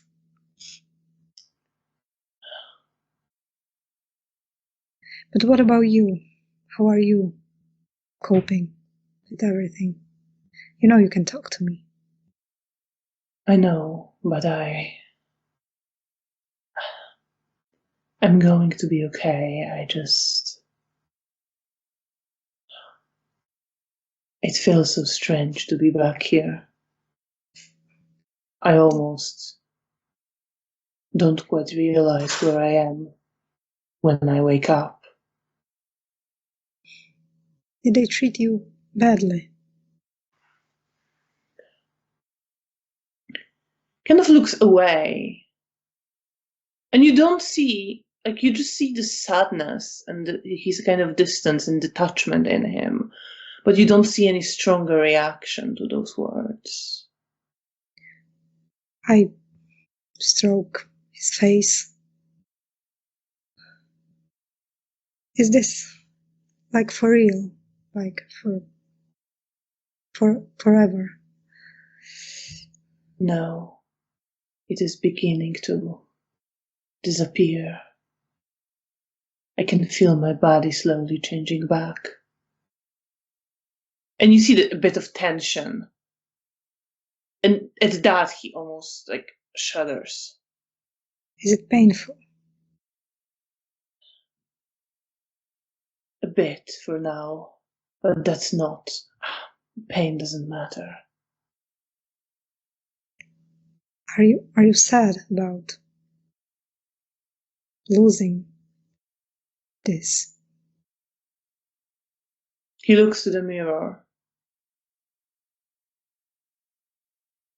And still looking at his reflection, says, "How could I not be? I haven't. I can make myself look however I want to those who don't see, but I know some always see. And this is real.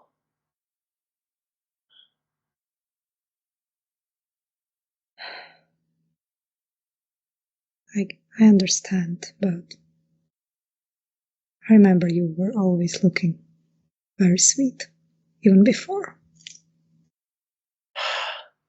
He continues to be very tense at that. He wants to smile at you, but it comes almost not quite genuine, like he's forcing himself to. You don't have to smile. It's okay. I know what you're trying to do. And maybe you are really so kind that you can see past. But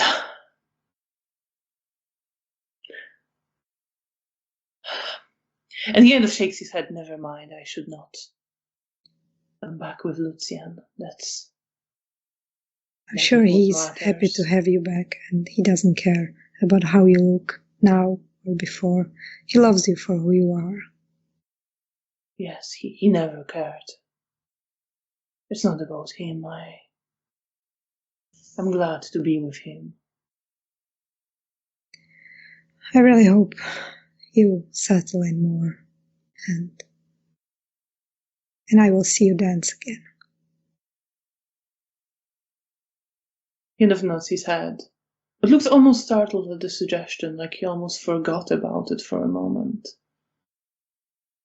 And I'm sorry about Abelard. I know you didn't have the best relationship, but he really tried, and he risked it for you. It seems so. Although I must admit, he was the last person I expected to see there. I didn't think he had it in him to come for me. He was so mad when you were taken. And I got to know him not too closely, but I could see that he cared. I wonder what he really cared about. I don't know, but I think he really wanted to save you because you were his child, and he felt responsibility and he wanted to have you safe, no matter what. He kind of looks to you, considering you are so kind.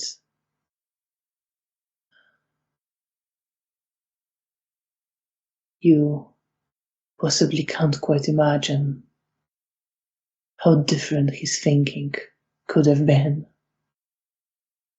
But maybe you are right. Maybe he didn't deserve to die like this. Maybe he did on some level feel guilt or care. I think he did care. At least that's the feeling I got from him. He was really sad and worried about you. But I mean, he's not here to prove or disprove it, so you can believe anything you want that will make you at peace. I'm certainly glad others are safe from him right now. Yeah, well, I'm glad you're safe with us. As am I, he says, but he doesn't sound much convinced. There's this detachment again in his voice. Is there anything I can do for you? to make you more comfortable and feel like yourself again. I'm glad you came to see me. It is good to see you. I'll come more often. Promise. Thank you. Next time I'll bring some fun stories. I'll be delighted to hear them. You asked if you could do something. Yes. I am worried about Diana. And I'm worried Lucian is not seeing everything that's going on with her at the moment. Not that he doesn't care, he's just distracted with everything. I spoke with her a moment ago before I came here because I didn't know where to find you. And yeah, she seemed tense and worried, but I asked her what was wrong, but she seemed like she didn't want to talk. But I don't know what's going on with her. She seems frustrated. She doesn't want to play violin right now. She's focused on practicing saber. Yeah, I saw that. I've only been here a short time, but it seems to me that she might do something stupid if given a chance. And I know there are many in Camarilla who would give a chance to a desperate, frustrated neonate. I will try to keep my eye on her and get closer with her so maybe she could open up to me about what exactly is the problem here, because I think it has something to do with Mikhail's child, Anna Maria, but I'm not really sure what's going on. Neither am I, but I didn't press her. Well, I will try to keep an eye on her, make sure she's okay. Thank you, Janina. And I'm the queen about doing stupid things, so I hope I can stop her from doing them too. Yes, you have quite the expertise in the area. He said, and there is some genuine amusement. It is, again, a little bit muted, but he is genuinely, there's this warmth and amusement in him. Well, I'm not going to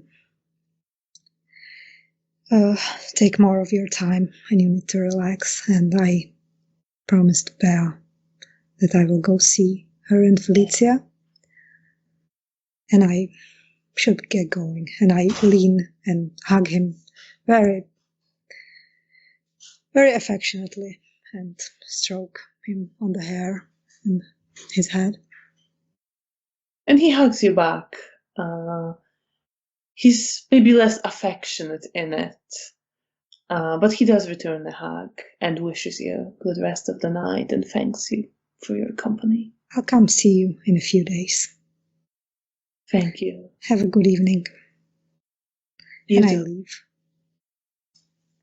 You leave, and what are you thinking? How are you feeling about this conversation?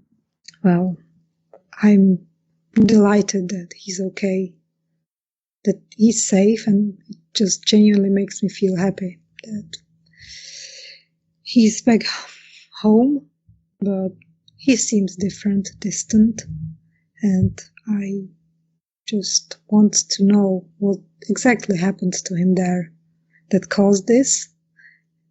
But I understand that he probably doesn't feel like talking about it right now, and I understand that I think Lucian would be the first person he would talk to about stuff like this, but I want to be his friend and keep up, checking up on him. I also want to keep the promise and keep an eye on Diana. And there's also like sadness about him, feeling so sad about his appearance changing again. but I understand that I probably don't understand how it feels to be a Nosferatu. So, to me, they are all just the same. So I can put myself in his shoes, so I don't really know how to approach this part of him, but I genuinely care about him, and I'm just happy that he's back, and that he's safe, and that I hope that he's just shooken up and he will be back to be more cheerful and himself again in the future.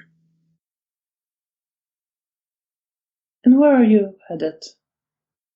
I probably go to the haven. So you start heading towards the haven with those thoughts. But a bit earlier. There. As you are walking across Poniatowski Bridge and then turning to the right towards your haven, roll your perception and awareness with difficulty 8. Uh-oh.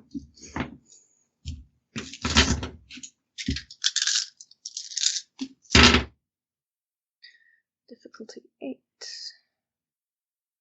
I take it this is not an insight moment.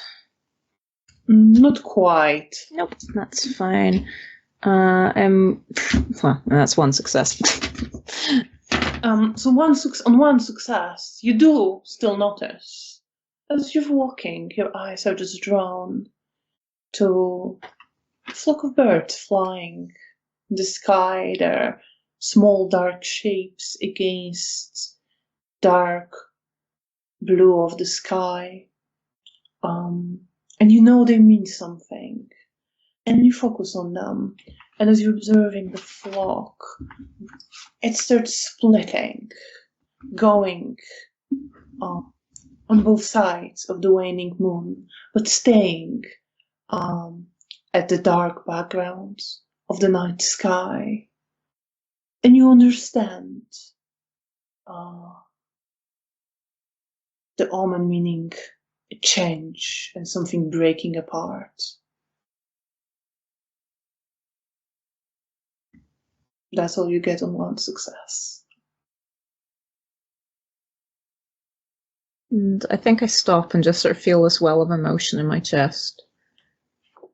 I'm making an assumption here that it's to do with my task.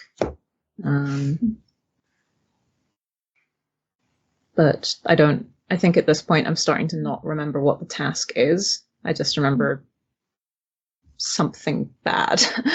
And so I sort of stand there for a moment, watching with this feeling of sort of sadness and grief for something that hasn't even been lost yet, but I feel like I'm going to lose something. This is all purely based on speculation.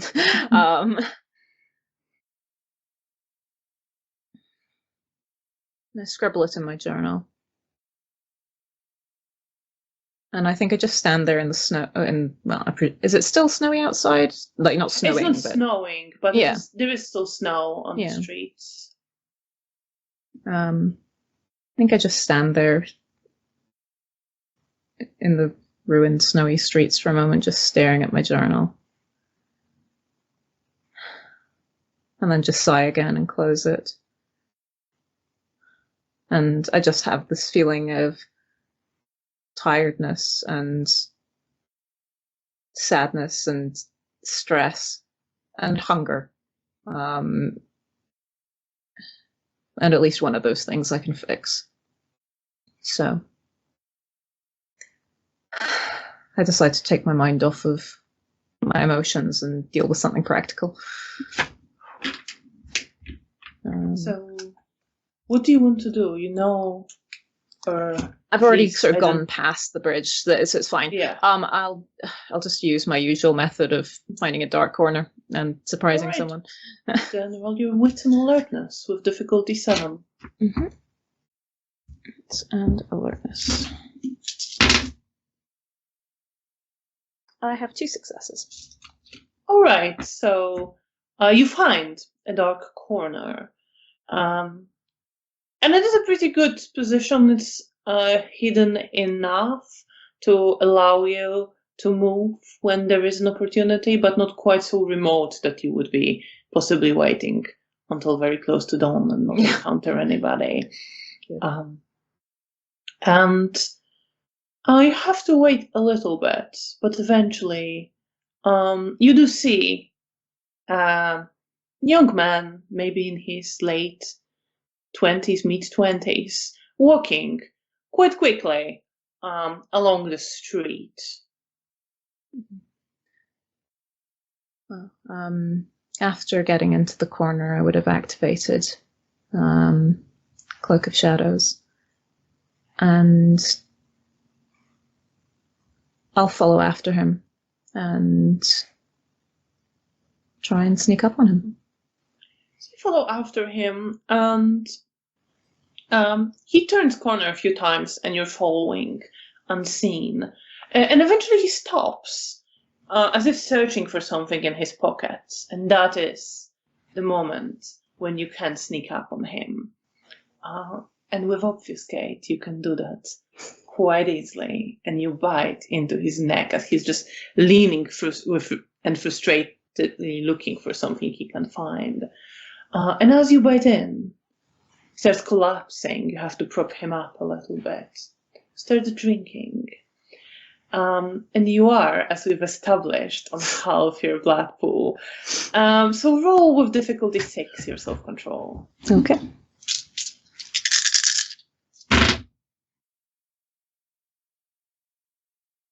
I have 1 success, thankfully. 1 is enough. How much do you take? 2. So, for a moment, you have this feeling that you could lose yourself in it, but you control it. And you move away, having drunk what you know is safe for a mortal to lose. Mm-hmm.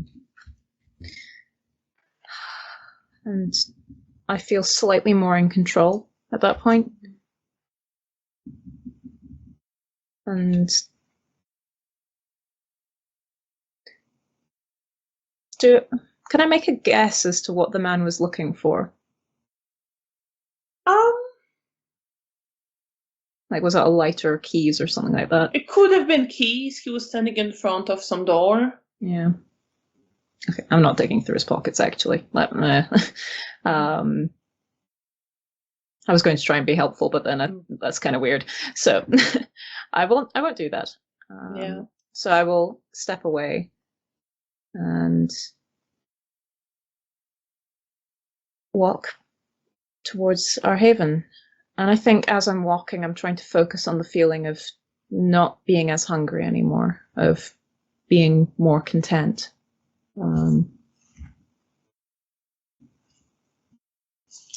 Kind of almost letting the sort of the blood soak through me. And just focusing on that. And you're walking to your haven with that feeling. Meanwhile, Janina, before you leave Hotel Bristol, as you are just about to leave, we actually just left and you're about to start walking away, you hear a voice calling you.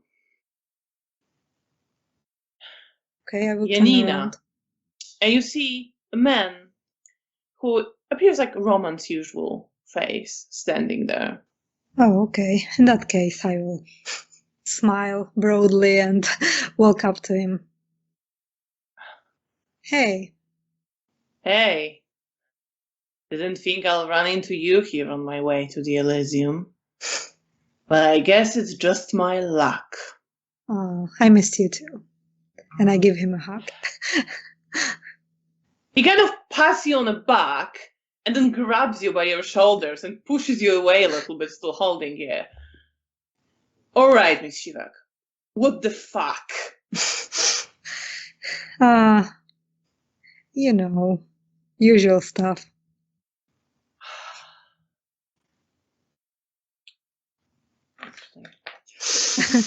Wow. Yes, you're really trying to piss off as many people as possible.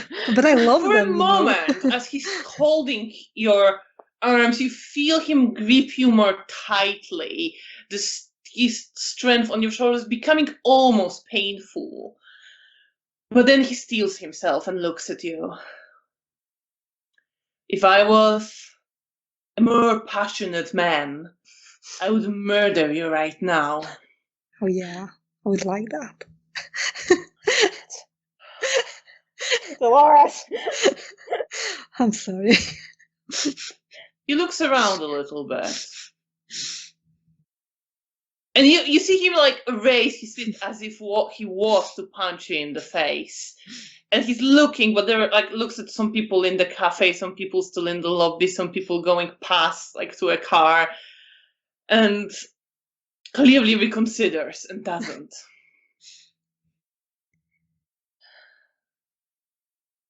Be glad I'm such a gentleman. Yeah, I know. But seriously, what the fuck? Well, I don't know what else to say to you than I don't regret it, because Dominic's back. Well, I'm very much glad I'm not fucking dead as a result. Why would you be dead? Because your partner in fucking crime, and he kind of lowers his voice, a fucking sheriff of this fucking city was supposed to be with me and my companion as a backup as we were telling Sabat that he fucked off on his romantic rescue attempt. Well, then I'm glad you're alive. Well, no fucking thanks to any of you. Well, I didn't know that he was supposed to be with you. What if he was supposed to be with someone else? Would that be okay then? Depends on who that someone would be. Oh, what do I fucking expect? A sense from you. I must be getting... I don't know, must have hit my head very hard in my escape attempt. Well, Successful one. But well, still. I see that. Well, I'm glad you're safe. And I'm sorry that he wasn't around. But I didn't know he was supposed to be with you. So I don't know what to tell you. But if you knew, would you have?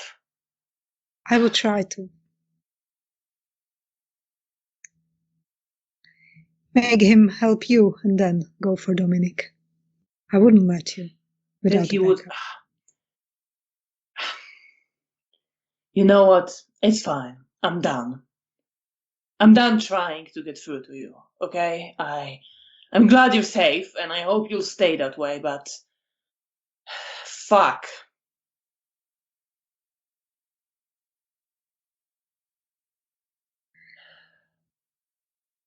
Like, I don't know what to say to you. I know it was stupid, but I would do it for you as well.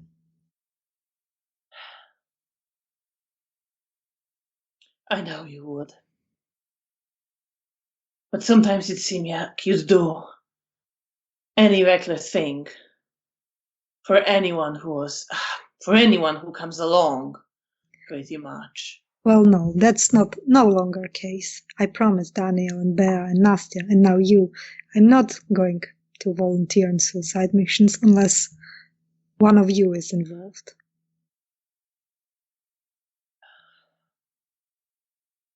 Sort of shakes his head. That's the best I can do. Yeah, I suppose it is the best you can do. Just... Janina, for the love of God or whatever you believe in, just look around you. Just I know you will rush into danger, but think about implications of what you're learning. Like what? Like Lucian fucking Topolsky completely abandoning his post on what should have been futile and failed attempt, and I don't understand how it was not. I'm glad it was not, but I don't understand how.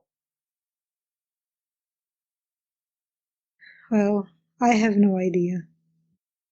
But it worked. I'm sorry Abelard's gone. But Yeah, my sire is not pleased about that. But it was his child, his responsibility. Well, I don't think she cared much for his child. Well, he died for him, so... Yeah, and I'm just telling you. I don't hold anything against Dominic. I'm glad he's safe. I hope now. I don't know. I don't even know what I hoped for. I just have a bad feeling about this whole thing because it doesn't look right. And I'm glad you're safe, and I'm glad Bea's safe, and I know it was you who drove her into this, so don't even deny it.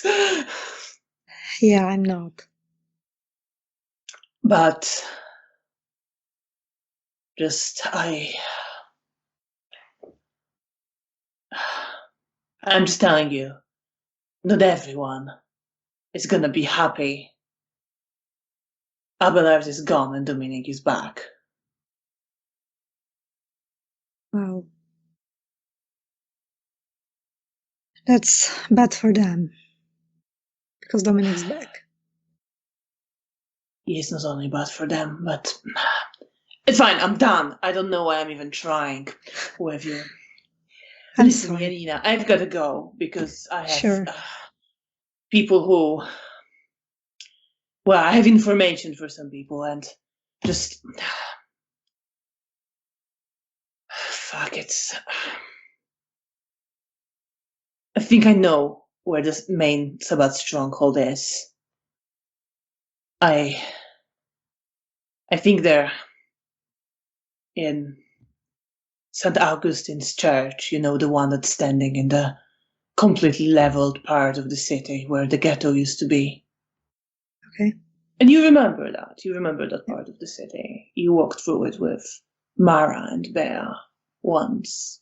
That's where the city was completely leveled to the ground, and indeed there was a church there. Damaged, but still standing. Okay. So he says, I think they're there. So, you know, you might want to avoid Go on that. the suicide mission?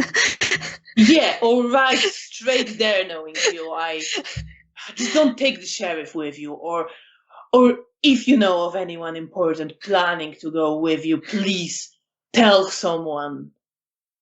I'm joking. I'm not gonna go there. But thank you for the information. Just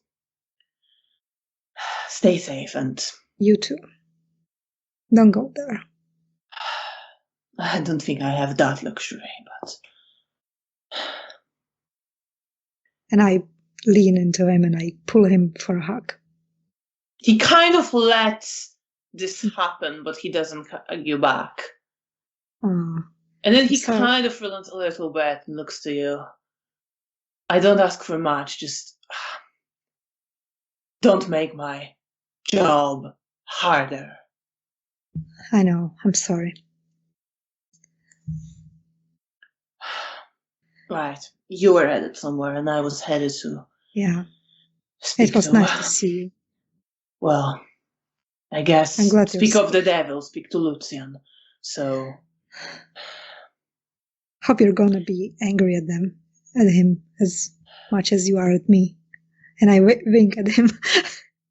He looks to you, shakes his head. Good luck to you, kid, because I see that you need it. Yeah. And I pat him on the back and go my way. And he walks into Hotel Bristol. What are you thinking after this conversation? How are you feeling? Well, there's like worry about that something could happen to Roman, and I would feel very guilty if it happened, but it didn't. But there's still a bit of like guilt because of that.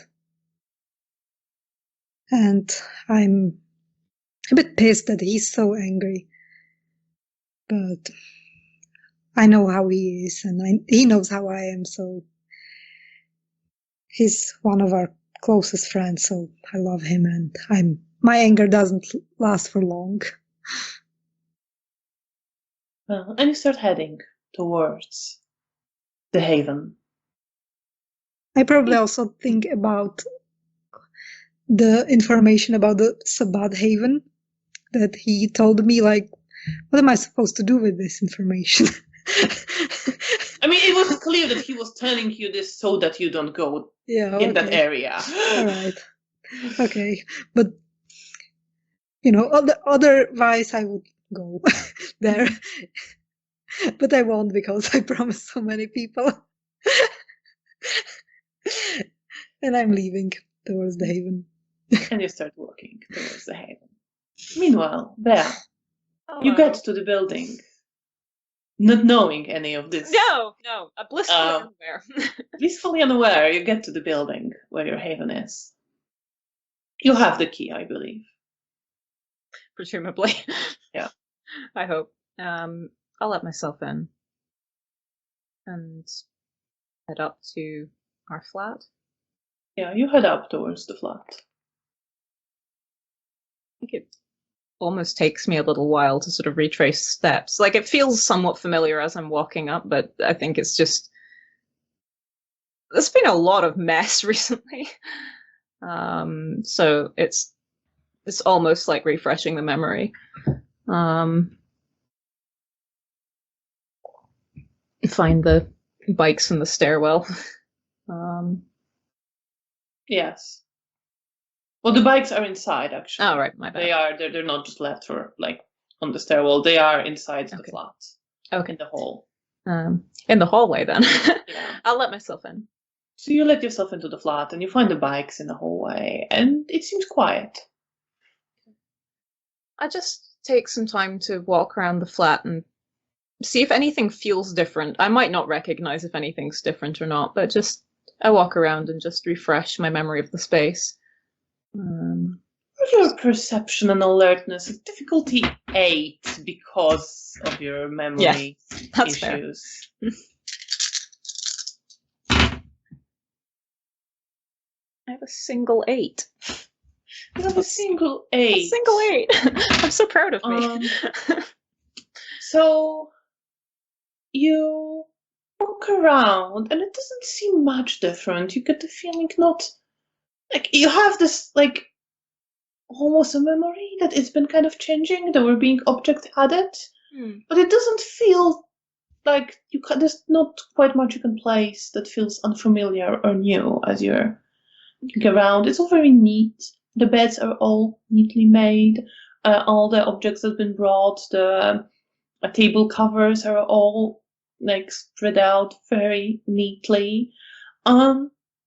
And you don't really see much. You do see there's a book left on the coffee table in the living room, and it is open on a certain page.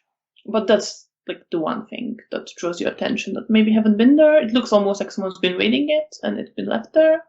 What book is it? You pick up the book, and it is a tome of poetry.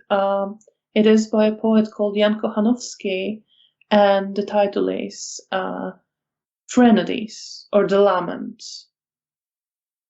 You can roll your intelligence and academics if you want more extra. My intelligence and my what now? Sure, I'll roll my intelligence. Roll with difficulty. You don't have it, so 8. That's fair.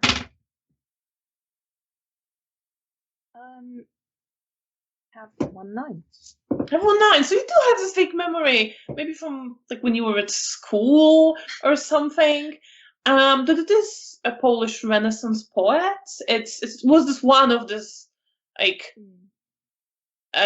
important, great ones in the history of Polish literature. The classic. The classic that you recall. Yeah.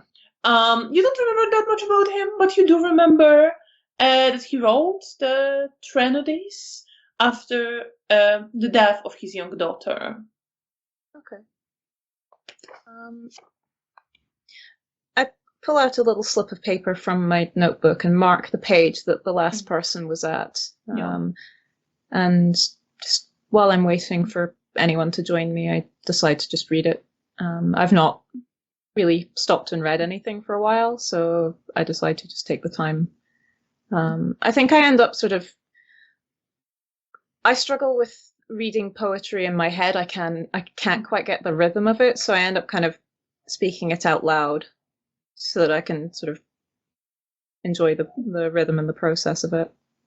And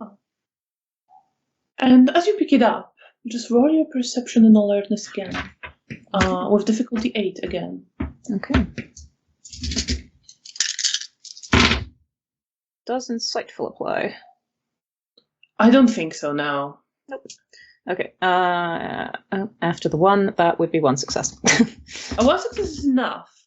So as you pick it up, and you were gonna mark the page that it was on, and start reading, you do notice to a few verses where the paper seems like the shape is slightly changed, as if someone ran finger over it several times, and you do notice the slightest speck of blood around there. And it's kind of smudged. Okay. I'd like to activate Spirit's Touch and run my hand over that divot with the blood. Roll perception and perception and empathy. My brain just decided to stop cooperating. No worries. Difficulty would be 7 on this. Ooh. That's spicy. Well, I've got at least 3 10s in there. Plus 9, so 4 successes. Okay, so you focus, almost moving your hand around this part of text, and you get an image of a different finger, the more wrinkled skin,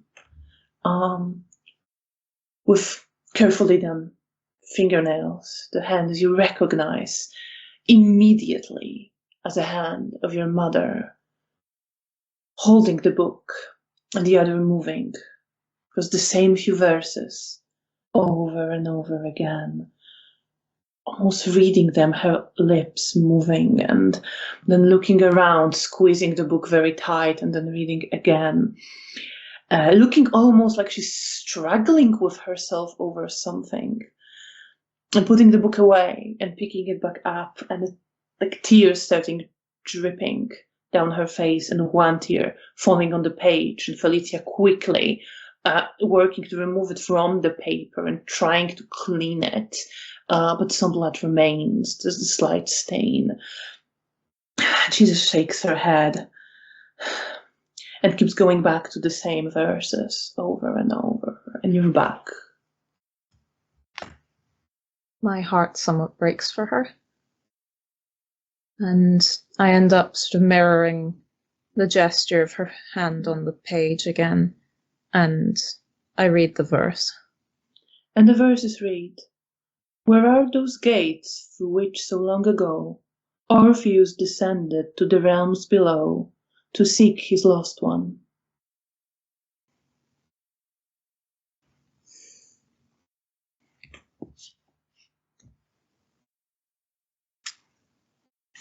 I make a note in my journal. But then otherwise I mark the page and put it back on the table. I write my note in my journal.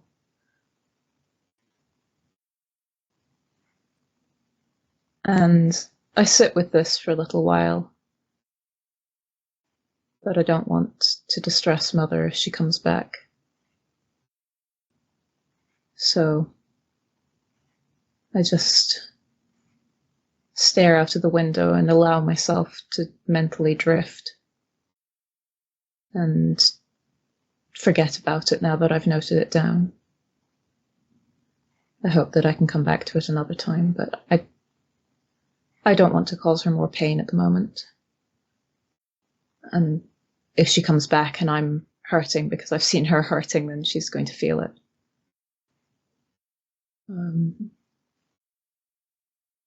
So I try to forget for her sake. I know she wouldn't want me to see this. Sorry. Oh, well. And you sit with those thoughts, trying to forget. Janina, you get to the haven. I will probably first knock, because I expect Bea and Felicia be there.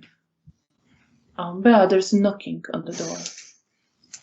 I sort of come to, and I almost don't really remember how I got here.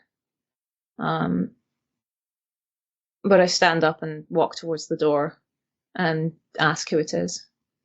It's me, Janina. Oh, all right. And I open the door.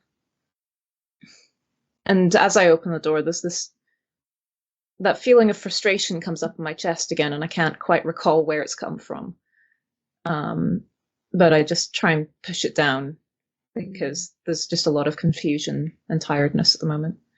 Roll your self-control and subterfuge. And Janina, roll your perception and empathy. One of these days you have to notice I have something. 1 9.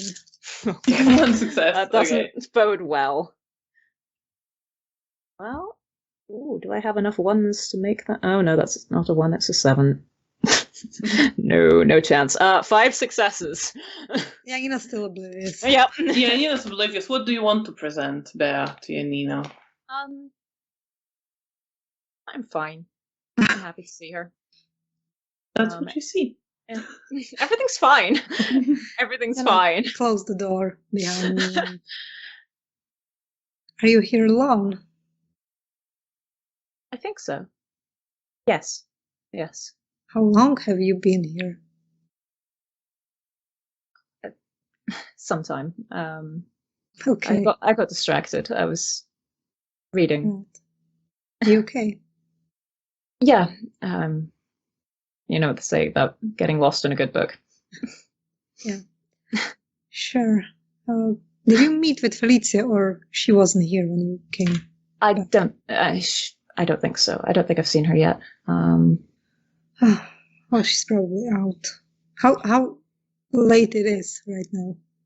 It's late-ish. It's not quite getting to dawn just yet, but it's getting towards the time where, like, you know, if you were out and about, you would start thinking that you need to, like, start getting ready to start getting back to be safe. Well, hopefully she comes home soon. I hope so. What have you been up to? I catch up with Dominic. He's doing so. I'm not sure if it's everything that happened or if there's something else. But he's coping. I hope he gets better. Other than that, I was spending some time with Nastya. I met Roman on my way here. He was pissed. Oh? Yeah. Anything in particular, or? Well, because of what happened with us helping Sheriff. Oh. Apparently, Sheriff was supposed to help him that night. Oh. But thankfully, he's okay. He's fine. He survived. Nothing happened.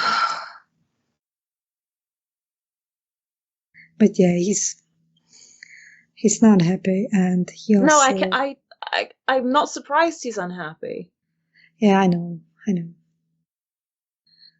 And he also told me that he found out about the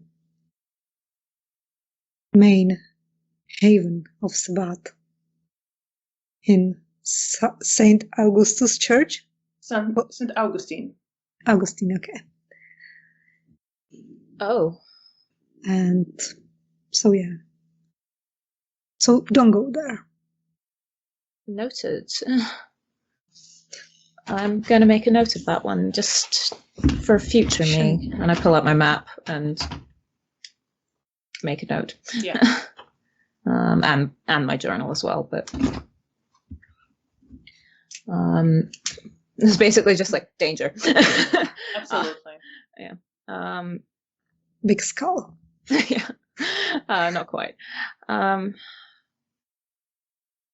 Remind me, if I see him again and you're there, can you remind me? I want to apologize to him. Of course. Yes. So many people I want to apologize to. Oh, I can't remember half of them. sorry. Sorry. Are you still mad about it? About what happened? Do you regret it? I don't know. I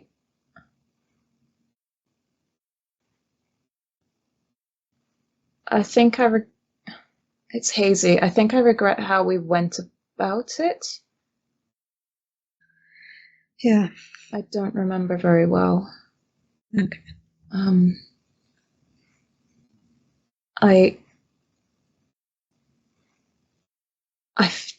I feel like I've caused so many problems for so many people, and It wasn't just you. No, but I should have been better. I should have tried better to stop you or convince the sheriff or something. I'm angry at myself, and I'm angry at you, and I'm angry at Mr. Topolsky. And I think at this point just the mask fucking crumbles. I watch Bea crumble, and I want to embrace her, but I stop myself and just. I'm sorry. It's my fault. Well, not completely, but it's my fault about involving you. And I'm sorry. I really shouldn't have. But don't feel bad about not being able to convince me better. I don't think you would have. You know that I'm stubborn. So it really isn't your fault, any of it. Honestly, I think you're the biggest victim after Dominic. You shouldn't even be there. You went there just because you loved me and you was worried. And you tried to warn me. You tried to warn Lucian. Nobody listened to you. And I'm sorry. You deserve better. As she says that I'm the victim, there's this sort of buried memory somewhere in the back there that's kind of like trying to shove its way to the front and there's this swell of emotion and pain in my chest as I'm thinking about this. I think I'm going to spend a point of willpower to try and push through because it's bugging me how much I can't remember right now. Go for it. So I spend that point of willpower, and the memory of a promise being carved into my chest comes back to me. And I think the first thing that was on my face was when Janina said, "You probably wouldn't have convinced me I'm stubborn like that." It was this sort of tired resignation of just accepting that she's not going to change. And like something almost slightly breaking in me at that. And then when she says victim, I'm trying to cover over the sudden remembrance of something that was quite traumatic. I don't know how well I'm going to do. I would happily take a higher difficulty on it. Well, then evolve for self-control and subterfuge with difficulty 7. Against Janina's perception and empathy with difficulty 6. I have 4 successes. Nice. That was my best roll this night, I think. I think it might have been. So it was difficulty 7. 7. 3 successes. Yay! So, Janina, you do see... What does Janina see exactly as that memory returns? There's this sort of moment of like confusion that you'll often... I think you might recognize, because we've spent a lot of time together and you know the difficulties that I have. So I think there's this moment where you see me struggling with my memory and then forcing my way through, and then something deeply upsetting. And I'm trying to stop myself from being overwhelmed, and it's a mixture of fear and pain and it's not quite bordering on frenzy, but it's sort of creeping to that sort of level of, as I just remember being held in place, the feeling of being touched and not wanting to be held there.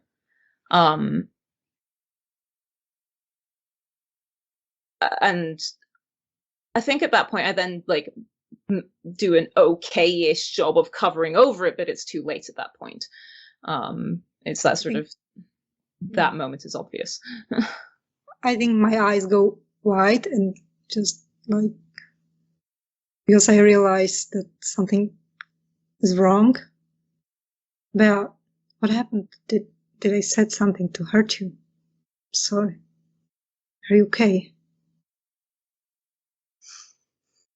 You know you can talk to me. I know I'm sometimes stupid and reckless, and I cause you a lot of trouble. But you know that you can count on me. You can tell me anything. I know. I say, but I'm not convinced.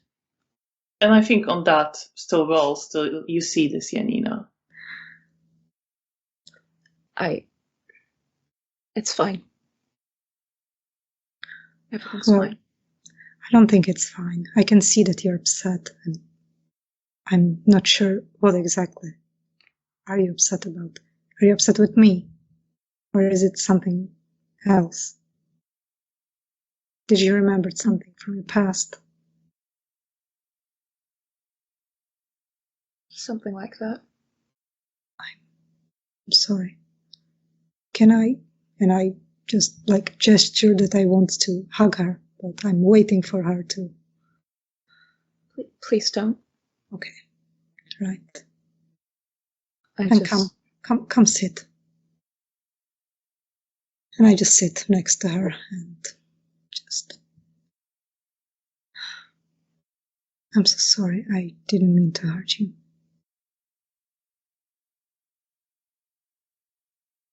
Thank you. You're my best friend, my sister, and it hurts me when I cause you pain. I'm really sorry. You're my sister and I love you. And that's genuine and truthful. God, you drive me up the wall. I know. I know that. I promise I will try to be better. I already promised that I'm not going to do anything reckless. Unless my most beloved people are in danger. Okay? I promise I will be better at presenting myself around Camarilla people.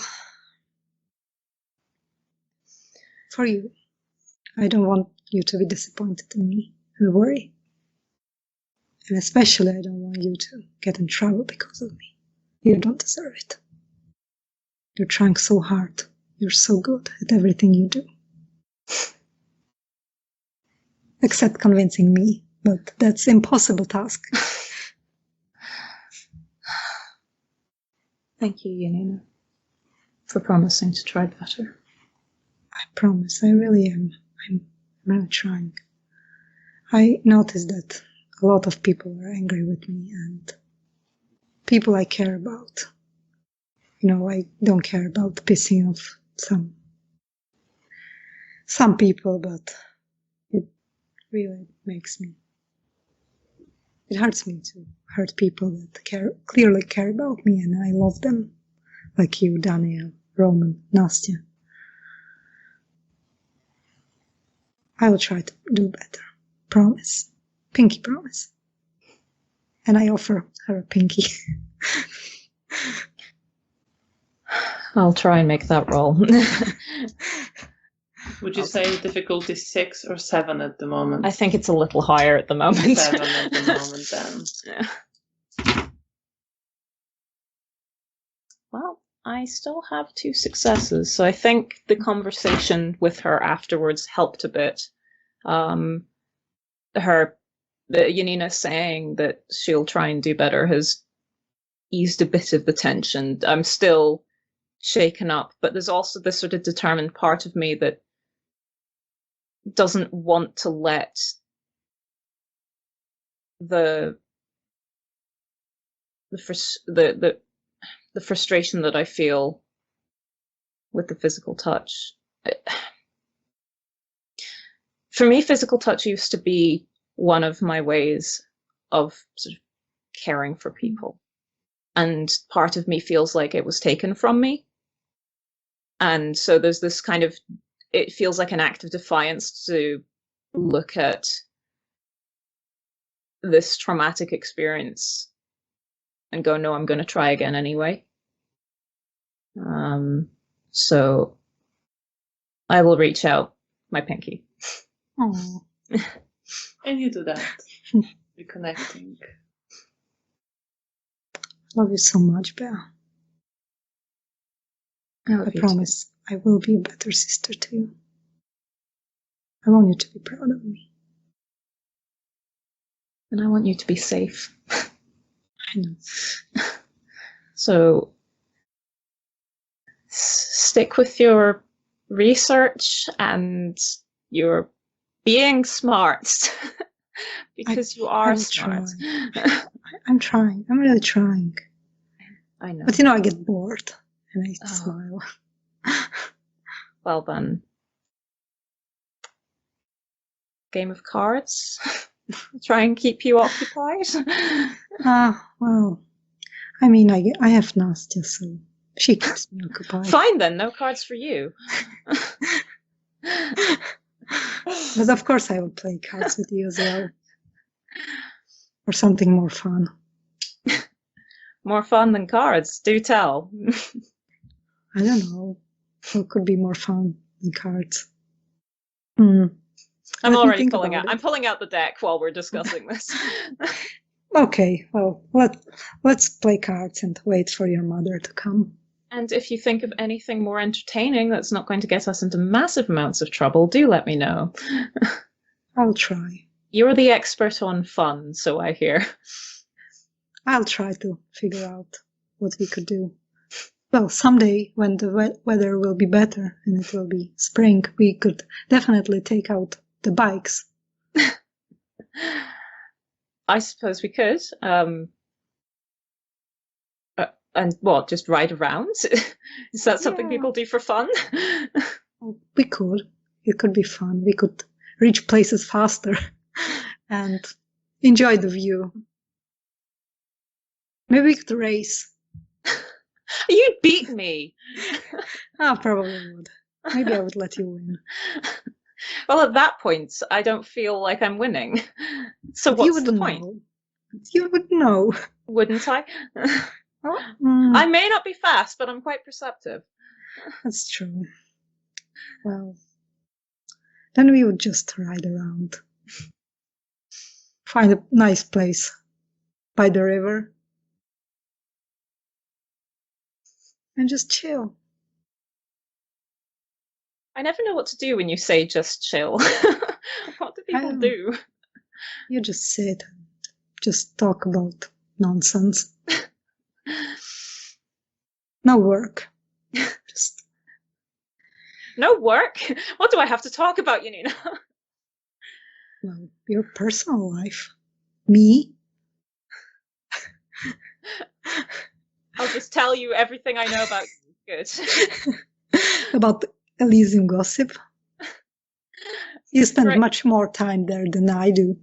I'm sure you know some spicy stuff. Maybe I do know, but I can't remember half of it, so I'm sure you I would guess I write. could go through my journal and find all the Yeah. spicy gossip for you.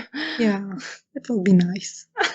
That's the plan for when the weather is gonna be better, so we didn't stick out sitting on the grass. Sitting in the snow. Yeah. Sharing gossip stories, yes, I'm sure that would look weird.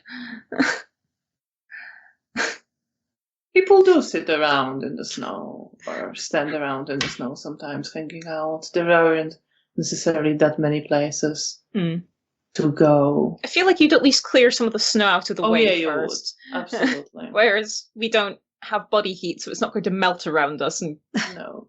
so, yeah. We will let living people sit and melt the snow and then shove them and sit in their place. And Maybe having you- that conversation, you play cards and discuss this plan for when the weather is nicer. And some time passes, and it is getting close to dawn, and Felicia is still not back. I'm starting to get a bit worried. I probably forgot about Felicia completely. I'm just enjoying Belle, and I forgot about her. But if Belle starts to worry, then I will remember that Felicia actually should. I'm definitely glancing at the door. When I notice it, I just, maybe we missed each other, and she went back to the hotel. Do you want to call the hotel? I just want to know if she's safe first. She might not have gone to the hotel. Okay. Well, do you want to do your stuff? My stuff. Sure. Yes. I'll do my stuff. And with this sort of feeling of worry, but also a little bit of bemusement, I will focus and activate Eyes of Chaos, and I focus on Felicia. Is she safe? Roll your perception and occult with difficulty 8.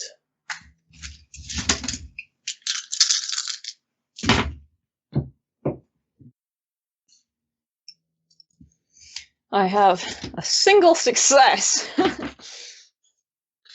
So you focus on Felicia,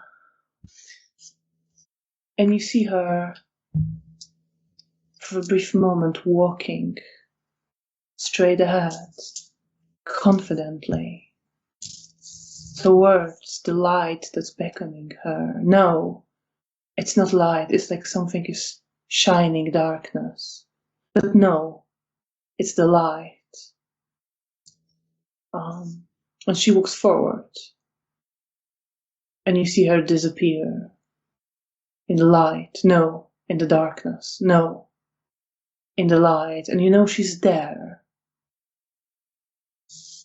You don't get a sense that she's gone or anything, but that is what you see. Do I feel like she's in immediate danger, or do I not get anything like that? No, you don't get anything like that. Okay. I look concerned.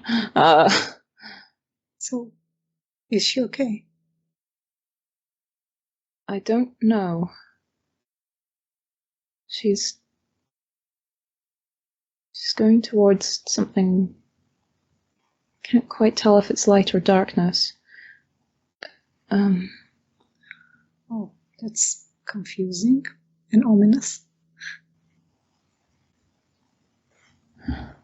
Then I glance up and I sort of check the time and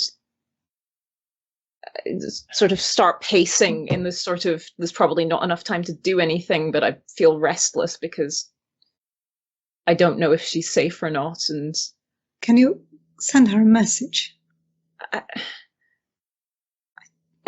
don't think it quite works like that. Okay. I try and convey a sense of concern to her, but I don't even know if that works really. Not really. Well, but you focus on that. And you're pacing. And it is quite late. And you start feeling, both of you start feeling slowly tired, like your bodies are beginning to want to fall into sleep akin to death as the dawn is approaching. I just come sit here, Belle. Come. And I just offer her my hand.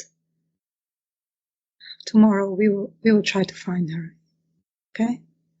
There's no time for us to do anything. But you didn't felt like she was in danger immediate? I don't know.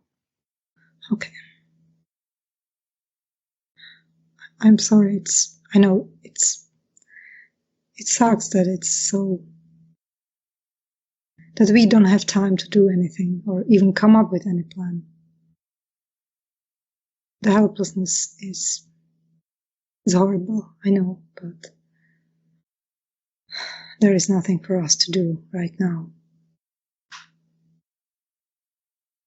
We have to just hope that tomorrow we'll get to it the first time we wake up. Maybe we can just think about what we can do for her tomorrow. Well, we can think about it now. That's all we can do. Okay? I scribbled down in my journal what I've seen. Of course. Can you maybe try to find her location? So we at least had some direction where to look for her. I don't know. Maybe we can do it in the morning. I mean, night, evening. I'm sure she's okay. She's gonna be okay. She wouldn't leave you and not say anything. My eyes briefly fall on the book on the table. And I don't say anything. I don't think I noticed that. I don't think I even really register why I'm looking at the book. Roll perception and alertness, Janina. Difficulty 7. It's subtle, but you're focused on there. Okay. I don't think I quite remember why I'm looking at the book. Yeah. Is the one thing I would say. That's fair. What was the difficulty? 7? 7. 2 successes. So you notice Bea glancing at the book. Was this her book? I think so. Okay.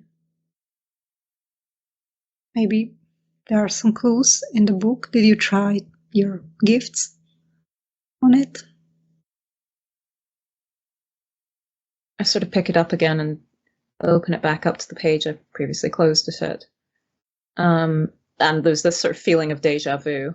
Like I've looked at this before.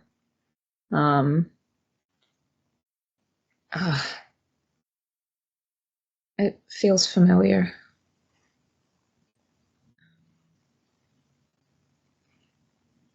And I think I just end up sort of reading the lines, the indented lines again and again.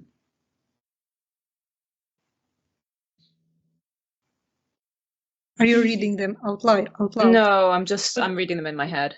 Okay. I mean, you can look over my shoulder if you want, but All right. I'm not stopping you. Do you see the lines? You know, the bear is looking at. And you are both feeling quite tired now. You know it is time to lay down and rest for the day. I just sit next to Bear and I don't do any preparations for sleep. I'm just here for her. Is there blinds or shutters or something in the main room, or is it just... No, you have to move to the bedroom. Okay, in which case I will stand up. In case I will follow. Yeah, I'm not planning on catching a sunrise here. So do you move to one bedroom? Yeah. And you lie down or sit down? I will sit. I will probably sit next to Bear. I don't know if she wants to. I think I'm sort of sat at the head of the bed with my back against the wall or the headboard, with my feet sort of curled up. I'm not doing my full preparation, since I want to be ready to do something tomorrow. I don't know what, but yeah. And you sit there together, and Janina, what's running through your head as you're sitting there with Bear? I think mainly worries about Bear, and that I hope that Felicia is gonna be okay, mainly for Bear's sake, because I really don't know what to do, where to look for her. But I think that's tomorrow's Janina's problem. Yeah. And you fall asleep, thinking that, not really knowing what to do. And Bear, what are your last thoughts of this night? Felicia. As you are falling asleep. Felicia. It's all Felicia. And with memory of Felicia and longing for her and worry, you fall asleep as well. Thank you very much for playing, and thank you to our audience, to everyone who's been watching. And thank you for running. Yes, thank you for running. Yeah. Thank you for playing. Thank you everyone who's been watching. We really appreciate you being here with us. We hope you will join us again in 2 weeks, which will be on the 6th of June, the same time, 6:30 p.m. British Summer Time on the Lamias channel. We hope to see you here again for more of Bear's and Janina's story. And until then, for now, have a good night. And we really appreciate you following our story with us. Take care.